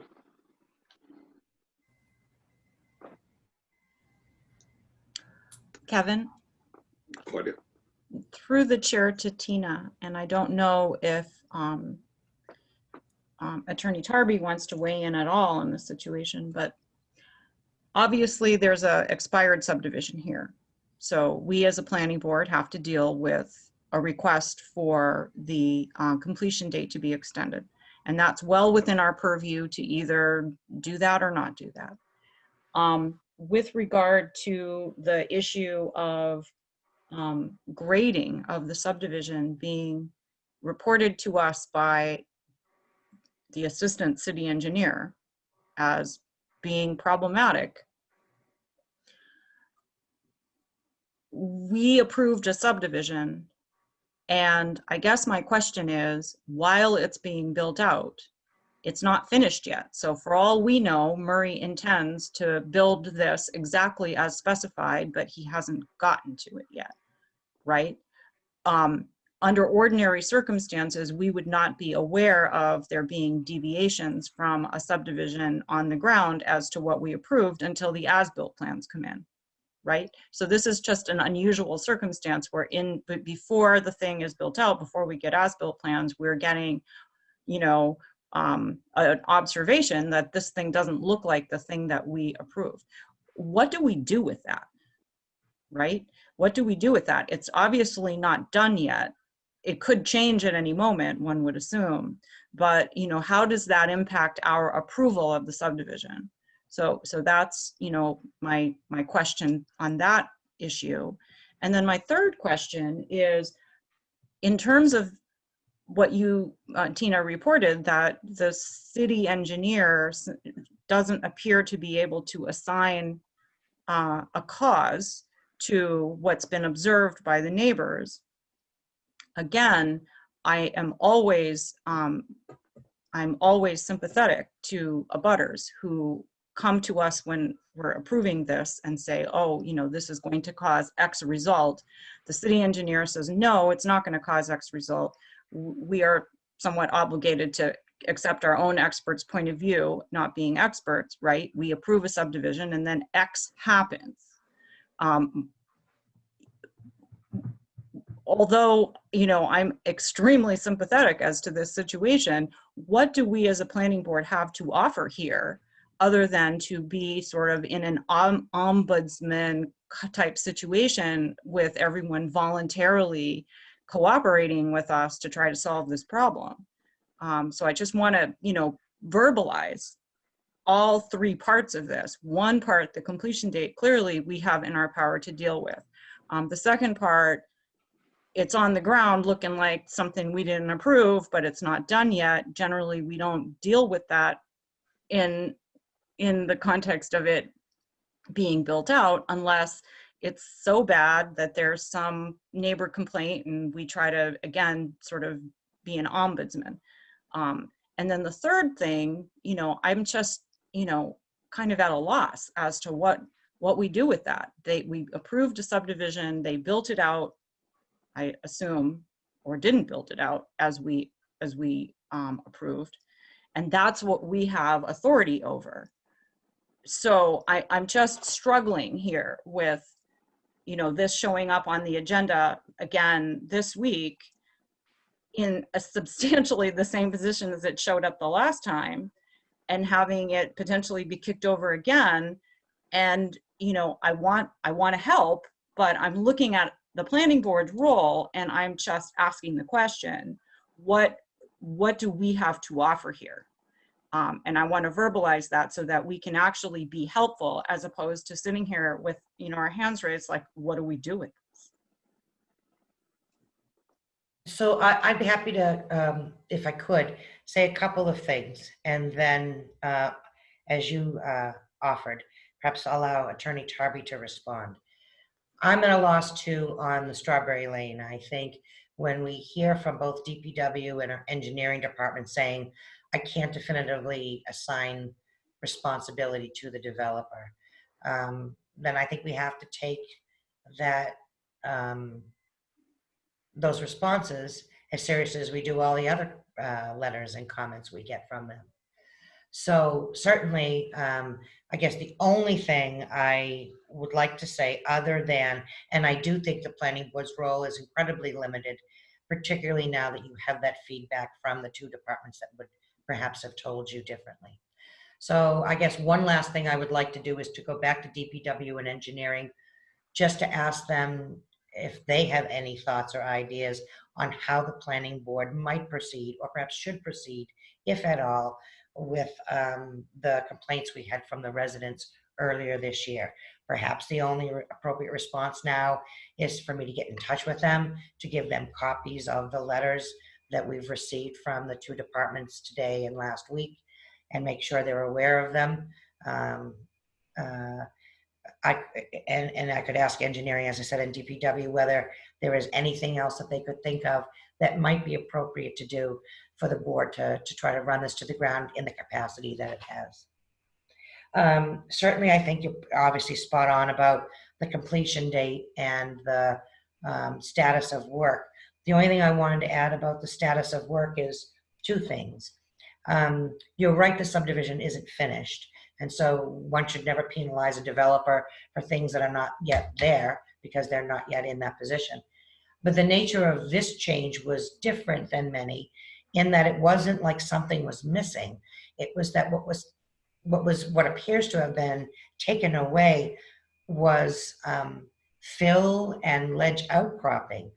It's possible the developer may be planning to bring something back in to build that hill back up, but I would tend to doubt that that was the case. So this is, again, a little bit different than many perhaps other situations where the nature of what's changed isn't readily, well, it'll be back there next week. It's been trucked off the site. And I guess I had one other point on that is now escaping me, so I apologize, and I'll turn it to Joe if he has any comments. Yes, I have a couple of comments. So on the groundwater issue, as Mr. Murray indicated when we were out on the site visit, that if he caused a problem, he'd mitigate it. He also indicated that engineering and DPW were aware of the problems there for a long period of time. Jay Corey in his communication talks about this issue going back 21 years, 1999. Jay Duran's comments are a little stronger, indicating that he's having difficulty pointing any blame toward the road construction for the subdivision. It seems that the proposed roadway should actually intercept subsurface drainage. It appears at the bottom of the hill that would be an issue. However, the plan depicts a system to mitigate that situation. So I really think it's incumbent upon the property owner to go out and hire their own engineer to do their own study and then come back, to Mr. Murray with their findings if they feel that he's at fault. But there's nothing anywhere to date that points to it being his fault. And again, what's the planning board's role in this? I think you've gone way beyond what you really need to do in a situation like this. That's my comment on the groundwater. In terms of the grading, this afternoon we did submit to Jay Corey an as-built plan of the roadway. So that plan has been submitted to him. They can check it and make their findings as to whether anything has changed. The properties in the middle are being developed. If you look in the middle, there's soil stockpiled. It's in the process of being developed. When everything is done and we provide a grading plan and it's way off what was originally approved, then we're gonna have to deal with it, but it's in the process of being developed. And we did submit the as-built plan this afternoon. As far as the extension date is concerned, Michael Ventresca's concern at the last meeting when I had only requested it to 2022. We took a hard look at this and have tacked on the additional year to the 2023. We did submit a request for approval of a bond, but I'm not sure city engineer got up any recommendation to you because we're in a position where we want to start putting in the foundations and we'll need to have that bond approved and the lots released before we can do that. So those are my comments on all of those issues. Any questions from the board?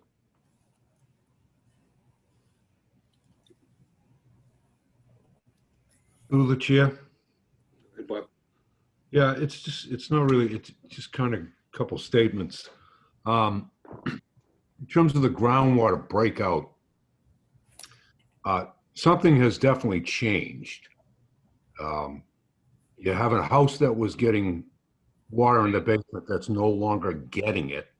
That water went somewhere. And then you have water coming out onto the street that wasn't coming out from there to begin with. Something has changed, and it's not as a resident and somebody that may live on a street that it happens to. It's not a question necessarily of whose fault is it, but why is this happening? Something has changed. There can't be any denying, especially when somebody doesn't have flooding that used to have flooding. Whether it's because of that or anything else, but Tina, don't, and rather than telling, Joe, telling a neighbor or telling a resident, you have to go hire an engineer to figure out what happened. And if that was me and I didn't have flooding, and all of a sudden I have flooding, and you're telling me to go hire an engineer to figure out why, I find that ridiculous for you even to make that statement. Tina, can't we find out, don't we have anybody within the city of Woburn or any department, engineering, whatever it is, that can try to figure out what has changed? Because there's no question something has changed. Well, that's why I said earlier, Bob, I could go back to the engineering and DPW, to both of them, and say, okay, let's say that it wasn't Mr. Murray. If we assume that it may not have been the development, what else could have caused these changes to the groundwater, to have them come out of a spot they never did and dry up in a place that always was? I could go back to both of them to try to ascertain those. I would like you to do that, because I would like it to be done if I had that problem. And again, I'm not saying it's Mr. Murray's problem. It might have absolutely nothing to do with his, but if the city could help these people in finding out why this happened, maybe it can be corrected. Maybe it is something that the neighbors have to do, or that, the people living in the street have to do, but at least they'd have some direction on that.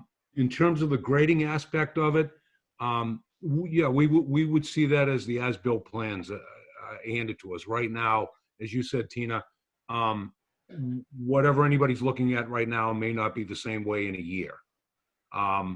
So it's hard to react on that.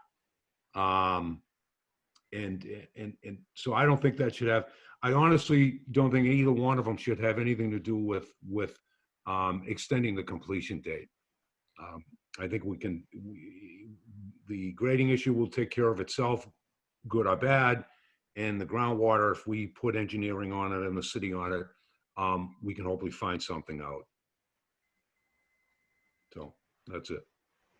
Any other questions from the board? Jim? Yeah. Jay Corey had a good comment in regards to the test pits, which are on Mr. Murray's property. Where the water is outletting currently through the retaining wall would be the start of it, to find out where the groundwater elevation is being generated at its lowest point, and not so much exactly where it's exiting. And any disruption to the existing subterranean along that whole side of the development. If there are utilities placed in there, the ledge existing versus the bottom of the ledge after it was blasted, you now just took a contour of ledge that we knew had pocketed water, all right, in that area more than likely, and now it's redirected. And what's happened more than likely is the ledge, that solid surface, has just been lowered, and the contour of the bottom of that ledge is now flowing in the opposite direction. More than likely unintentional because it's blasting, but it's going to have to be dealt with. The further you go into development, the less kind of corrective work you're going to be able to do. So they start putting house lots up along that side, on Strawberry Lane side. You're going to have an awful difficult time to mitigate that water. Because if I'm a homeowner on that side that abuts Strawberry Lane, I'm not going to want to see an infiltration system put in my backyard that's going to need a homeowners association agreement and maintenance to be done to contain it, or something along those lines, or a drainage swale going to a culvert, or going to a drainage structure going out into the system. It really should be dealt with sooner than later and identified. And if it means that the city has to put people out there to do it, we should do that, and whoever's found liable for it should be responsible. It's an existing condition as a municipality, I think it's the right thing to do.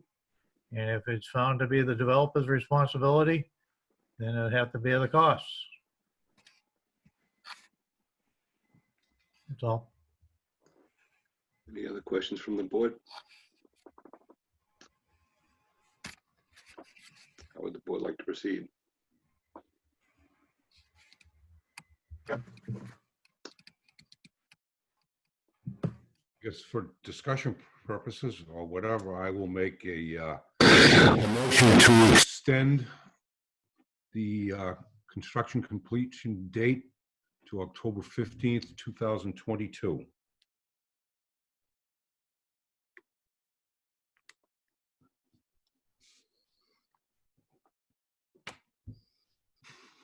The silence is deafening. I just want to, excuse me, to the chair, to Bob. I just wanted to double check the dates that were on the letter we received. I see 2023 on there. That's a good point. Okay, I'm just going by the notes for the meeting. Yes, and I apologize. So we did the request for, the original request came in from Attorney Tarby, and it was actually a couple months ago. And I think that request was requesting to October 15th, 2022. But I am looking at the more detailed timeline that Murray Hills provided us last week. And in fact, I apologize, there is a discrepancy. They are looking for a completion date, it says, of 2023 at this point. I withdraw my motion. And through the chair to Tina, I guess we need clarification, obviously, of a date in 2023. Yeah, and it's very difficult to discern, obviously, from the way it's laid out. I suppose we could take, unless Attorney Tarby has a specific month that he knows it was intended. Yeah, well, the communication I submitted October 23rd, it requested an extension of time to October 15, 2023. That was the same communication we asked for approval of the bond as well. Very good. Were you able to get anything from the planning board on that? I mean, from the engineering department? No, and I guess I'll just address that here. So engineering has to come up with a cost estimate, but obviously there's a lot of things that have to happen with that. You need to go get a bond in that amount. So no, I didn't. I think for today, they were focused on getting me what I needed for the meeting. And I did send down your request to Greg Rayome, but I have not heard anything from it yet. But you said that specifically the request is to October 15 of 2023. Yes. So that would be the date for your motion, Bob. Okay, so I'll make a motion to extend the construction completion date to October 15th, 2023. I'll second that. Oh, go ahead, Motion Mike. made by Bob to extend the construction date to October 15th, 2023. Second by Mike. Can we have roll call, please? I actually have some discussion sorry. on the motion. So, Joe, if you could do me the favor of just listing for me what work has been completed, and if you could also let me know the specific reasons why the subdivision wasn't completed within the original time frame, that would be really helpful for me. Okay. I can tell you what's been completed. The gas and main services that were pending National Grid scheduling were completed in 2020. Finished subgrade roadway 900 feet, remaining completed 2020. Finished gravel roadway 900 feet remaining completed 2020. We went off a previous list that we had provided to you. The binder pavement was completed 2020. Those are the items that were completed. And I believe a lot of the delay had to do with, I have Mr. Murray here with me, with the N-Star and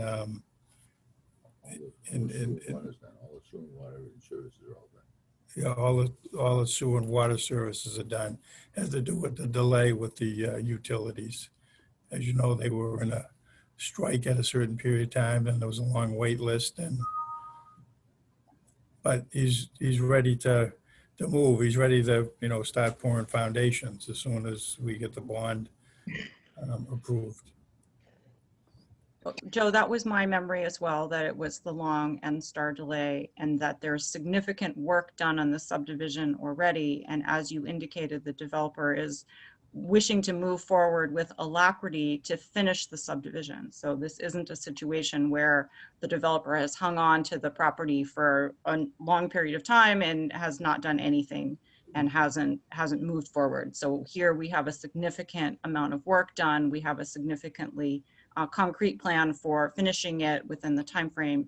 And so that, for me, makes a very good request for an extension of time. So on the motion, I just wanted to be clear as to the reasons I would vote in favor of this particular extension. Thank you. I'm set. To the chair, to Claudia through the chair. I also, I live right around the corner there, and they're actively working there. It's not like it's an abandoned subdivision. They're actively working it. So I feel good about it. I mean, they're making good progress. I shouldn't say they're making good progress. They are moving along. There are people working there. Thank you. Thank you. Jim? Yes, Mr. Tarby, how many lots are in that subdivision? There were 32 in that subdivision. So you're gonna be doing one per month, the little, just over a month per unit? 100% complete, as built in, stone bounds and everything in that timeline? That sounds about right. Very, very aggressive.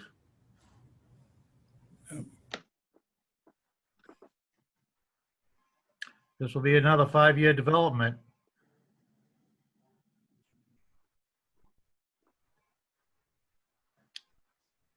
We kind of ask all our developers at this point to make sure when they come in for their extension of time, they can give us a hard, drawn-out schedule that's accurate.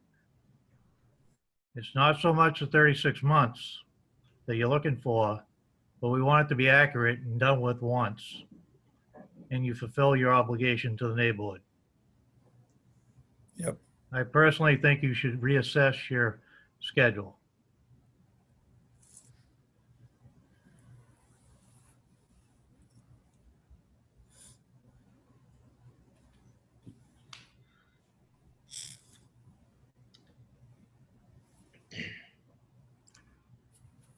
Well, we feel comfortable with the schedule right now. So I'll go on the record now. In 36 months, if it's not complete, you will not get a vote in favor from me. No, sir, Jim. Thank you. Any other questions from the board?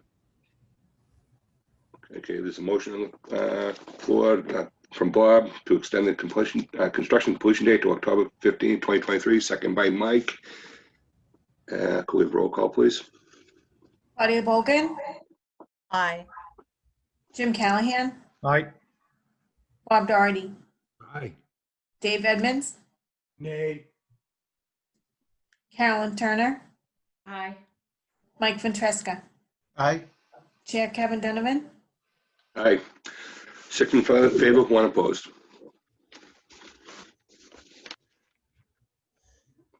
Thank you.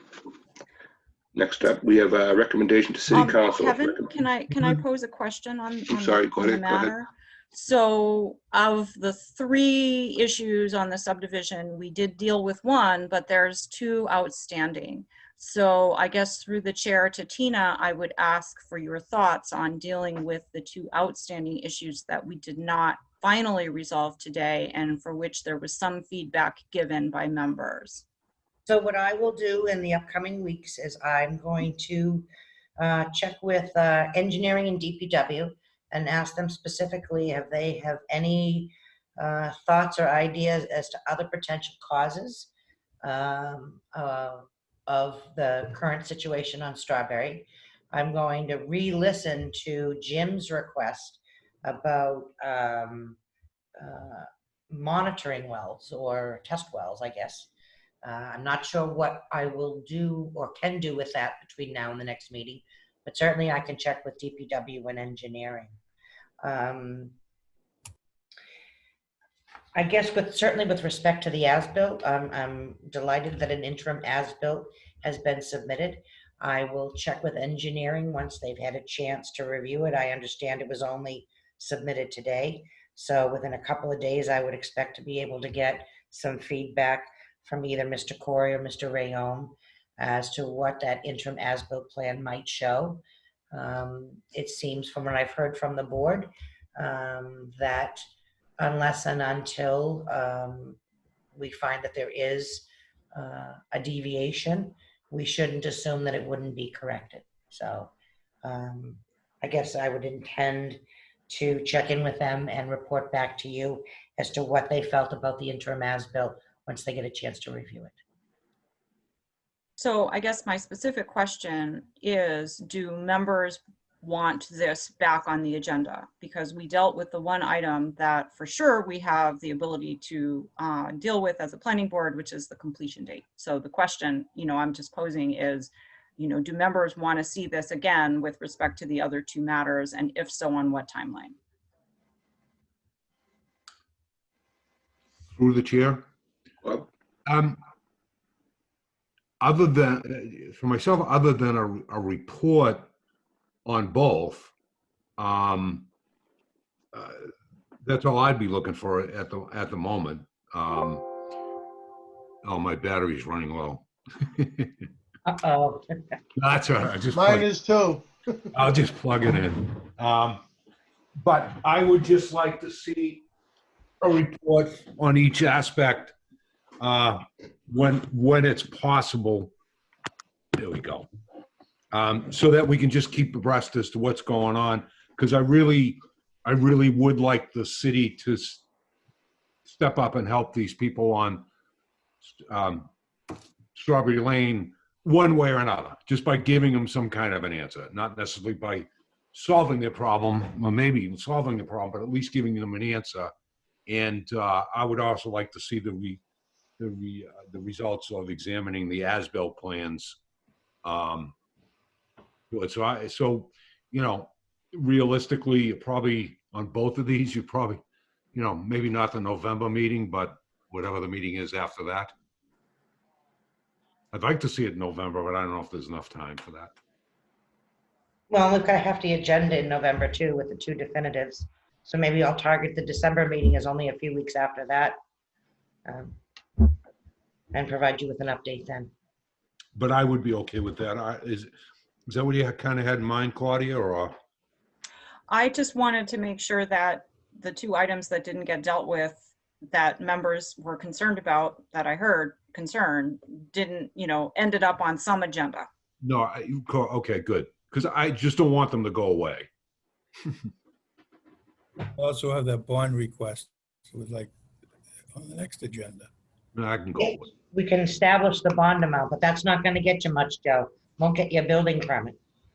But perhaps we can advance and you can actually provide a form of surety and everything by then. We can certainly put that on for December. I'm sorry. We could certainly set the amount in November, and if you're able to get the other documents in, there's no reason why they couldn't go forward then. any other feedback from the board? Yeah, that sounds good. Claudia, you good? I don't think we need a specific vote to a specific meeting because we dealt with the one issue that for sure as an agenda item we needed to deal with. So if it shows up on the November agenda because the petitioner has an issue with the bond amount, fine. And we could, if there's something to say on these items, that can be put along on that agenda. And if not, then obviously the planning board director is now aware that some members wish to be updated on this. And when there's an update, it'll show up on the agenda. Would that be a fair assessment, Tina? It would be. Okay, thank you. I'm all set. Thank you. All right, next up, we have recommendation to the city council. Recommendation to the city council on request to lay out a reconstructed and widened Hill Street as a public way. Alderman Gately. Yes, Mr. Chairman and members of the board and the audience. There is a petition that has been submitted, or is being considered, I should say, by the city council to widen, to lay out a widened and reconstructed Hill Street. It's improvements that I believe are going to be essential for redevelopment of the craft site. And in fact, we probably heard a little bit about it, or the board members did, when the Vale and Pulte were projects before the city council, and you were suggesting a recommendation on it. At any rate, this proposal is to lay out the road public way. And I note that Kirby is here this evening and is available to answer any questions you have from the applicant's perspective, or from, I'm sorry, from the owners of the craft site and their perspective.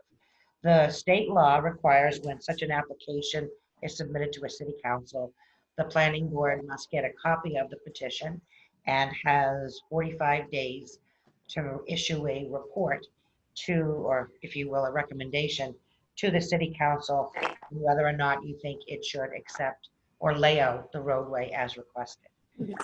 To that end, I have drafted a report that might be suitable for the board's approval, or revision and then approval. It was developed with help from the engineering department, and we believe it addresses a number of issues and concerns that the board might have. Certainly not negative and opposed in any way to the laying out of the street, but just the mechanics and the tools that are used to do it. As I said earlier, I know Attorney Tarby is here. I did provide him earlier today with a copy of the report in draft form. And I don't know if there's any concerns or issues or comments on it that he would like to share. But he is sort of representing the interested parties in this petition by virtue of representing the owners of the property. Yes, and we also have George Ryan, who is the engineer from CONT'D, who laid out the plan, if you have any questions specific as to the plan. So I am going to make, I just want to update you on a couple of things. So the overall, recommendation that planning board has no objections or concerns per se constructing and widening of Hill Street, but you do report on a number of items. So item number 3, wanted to give you a status report on the easements that we have there. First of all, 7% now. I was at 6%. Somebody needs to mute. So the easement with Prime was entered into with the city of Woburn back at least a year or 2 ago. So that one's all set. At the present time, there's an agreement with the city of Woburn for an easement along Hill Street on a form that's been approved by the city solicitor. And we're finalizing discussions with Mass DOT. So we will have all those easements resolved in the process of being worked out. I guess as far as the plan is concerned, I don't know, George, do you have anything on the plan you'd like to point out? Or does the board have any specific Questions? Does the board have any questions before George speaks? Go ahead, George. On. Good evening. George Ryan, Stantec for the record. I'm happy to walk through the plans if the board would like to.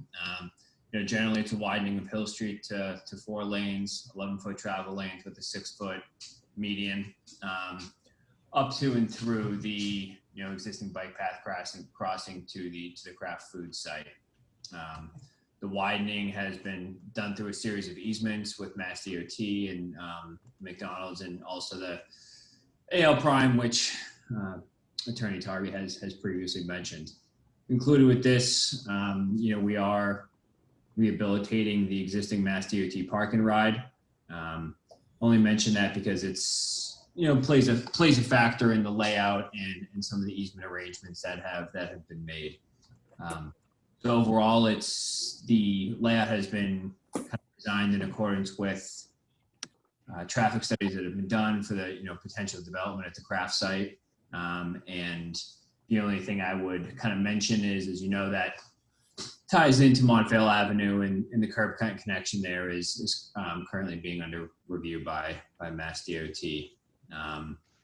So widening up to 4 lanes I had mentioned, significant improvements to pedestrian accommodations, along with the reconstruction of the Mass DOT park and ride lot on Hill Street.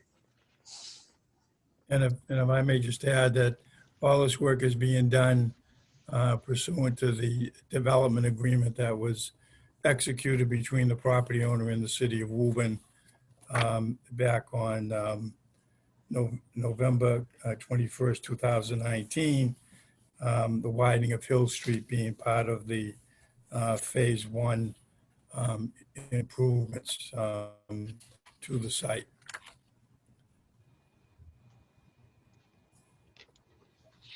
Any questions from the board?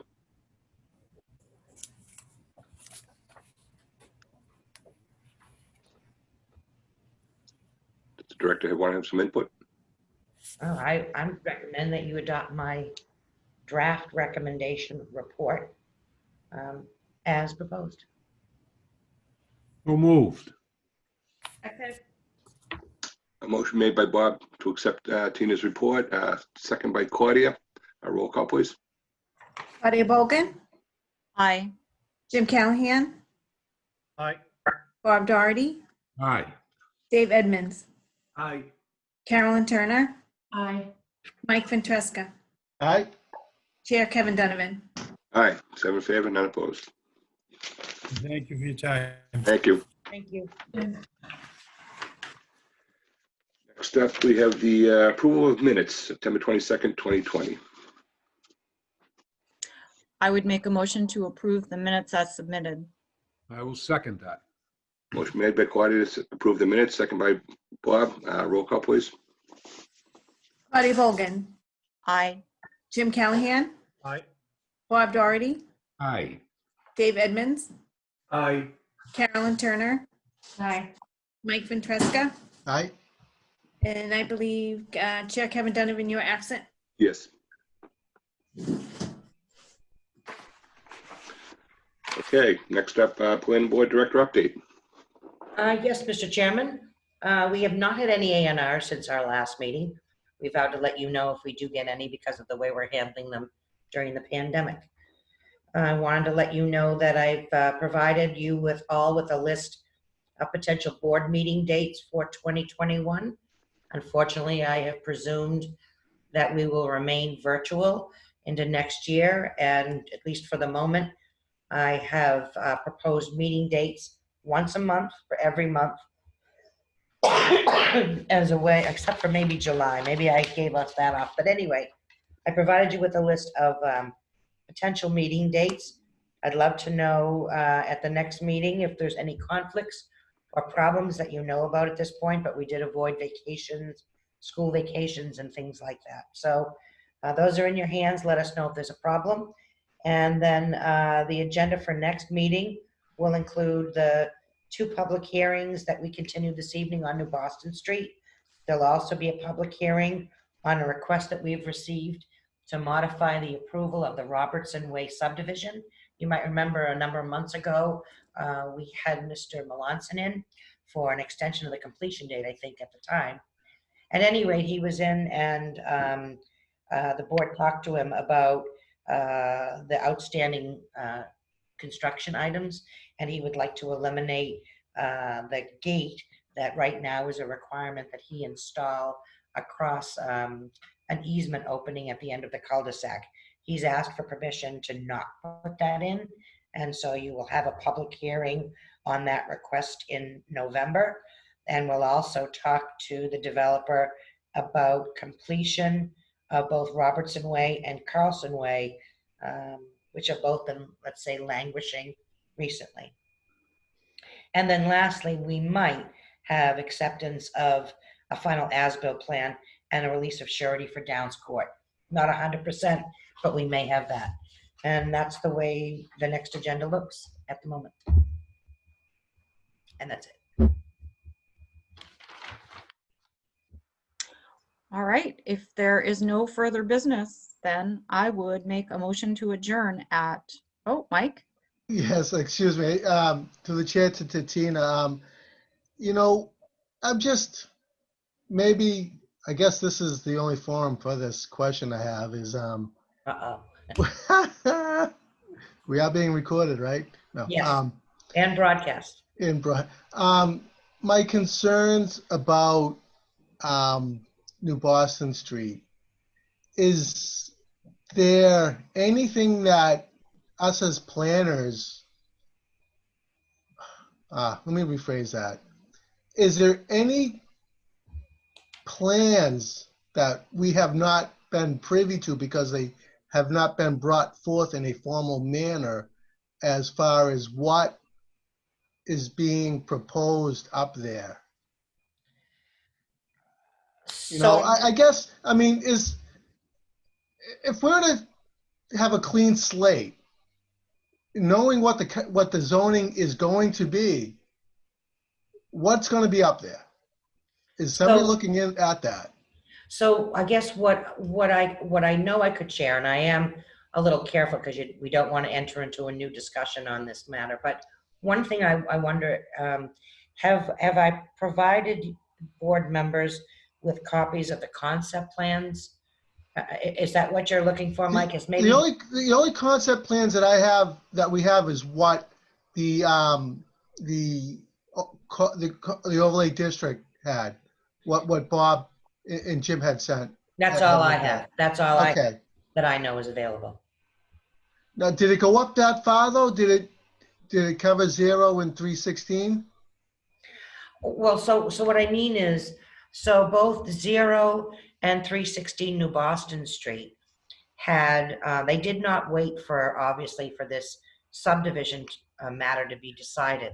They had already filed with the city council a concept plan. And, you know, both of them were Word documents, 20, 30 pages long, maybe, had schematics in there for what the buildings might look like in terms of their facade, a proposed site plan. So there are concept plans for residential development on both of those sites.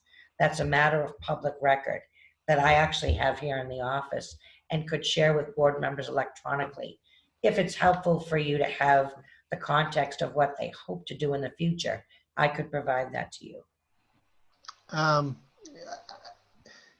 not sure what, obviously I'm interested for sure, but from a planning board perspective, it's not in front of us. So I guess my question would be is, I guess my concerns have been addressed as long as there's people looking at this stuff. You know, that's was my major concern, that this is being looked at. Also, what zone is this under? The proposed zoning, or I guess the future zoning, or is it under what's currently zoned? All right, so maybe what I should do is let me answer that question in writing, in a way that I can share with all the members, not in. Right, yeah, okay. But yeah, but that's a good question. I can tell you what it is. I can tell you that they are using the old zoning. That's why they have filed the concept plans, assume that they have the zoning freeze protection. But I could explain to you how and what provisions they're using and are finding valuable in the old zoning that they're trying desperately or very much to retain. I mean, I would like for these proposed developers to kind of understand and come to some sort of agreement, what, you know, to kind of work with them. I mean, obviously they're going to shoot for the moon and, you know, hopefully we'll meet somewhere in the middle. Well, I will say one other thing, and I need to go back and look at the Commerce Way specific language.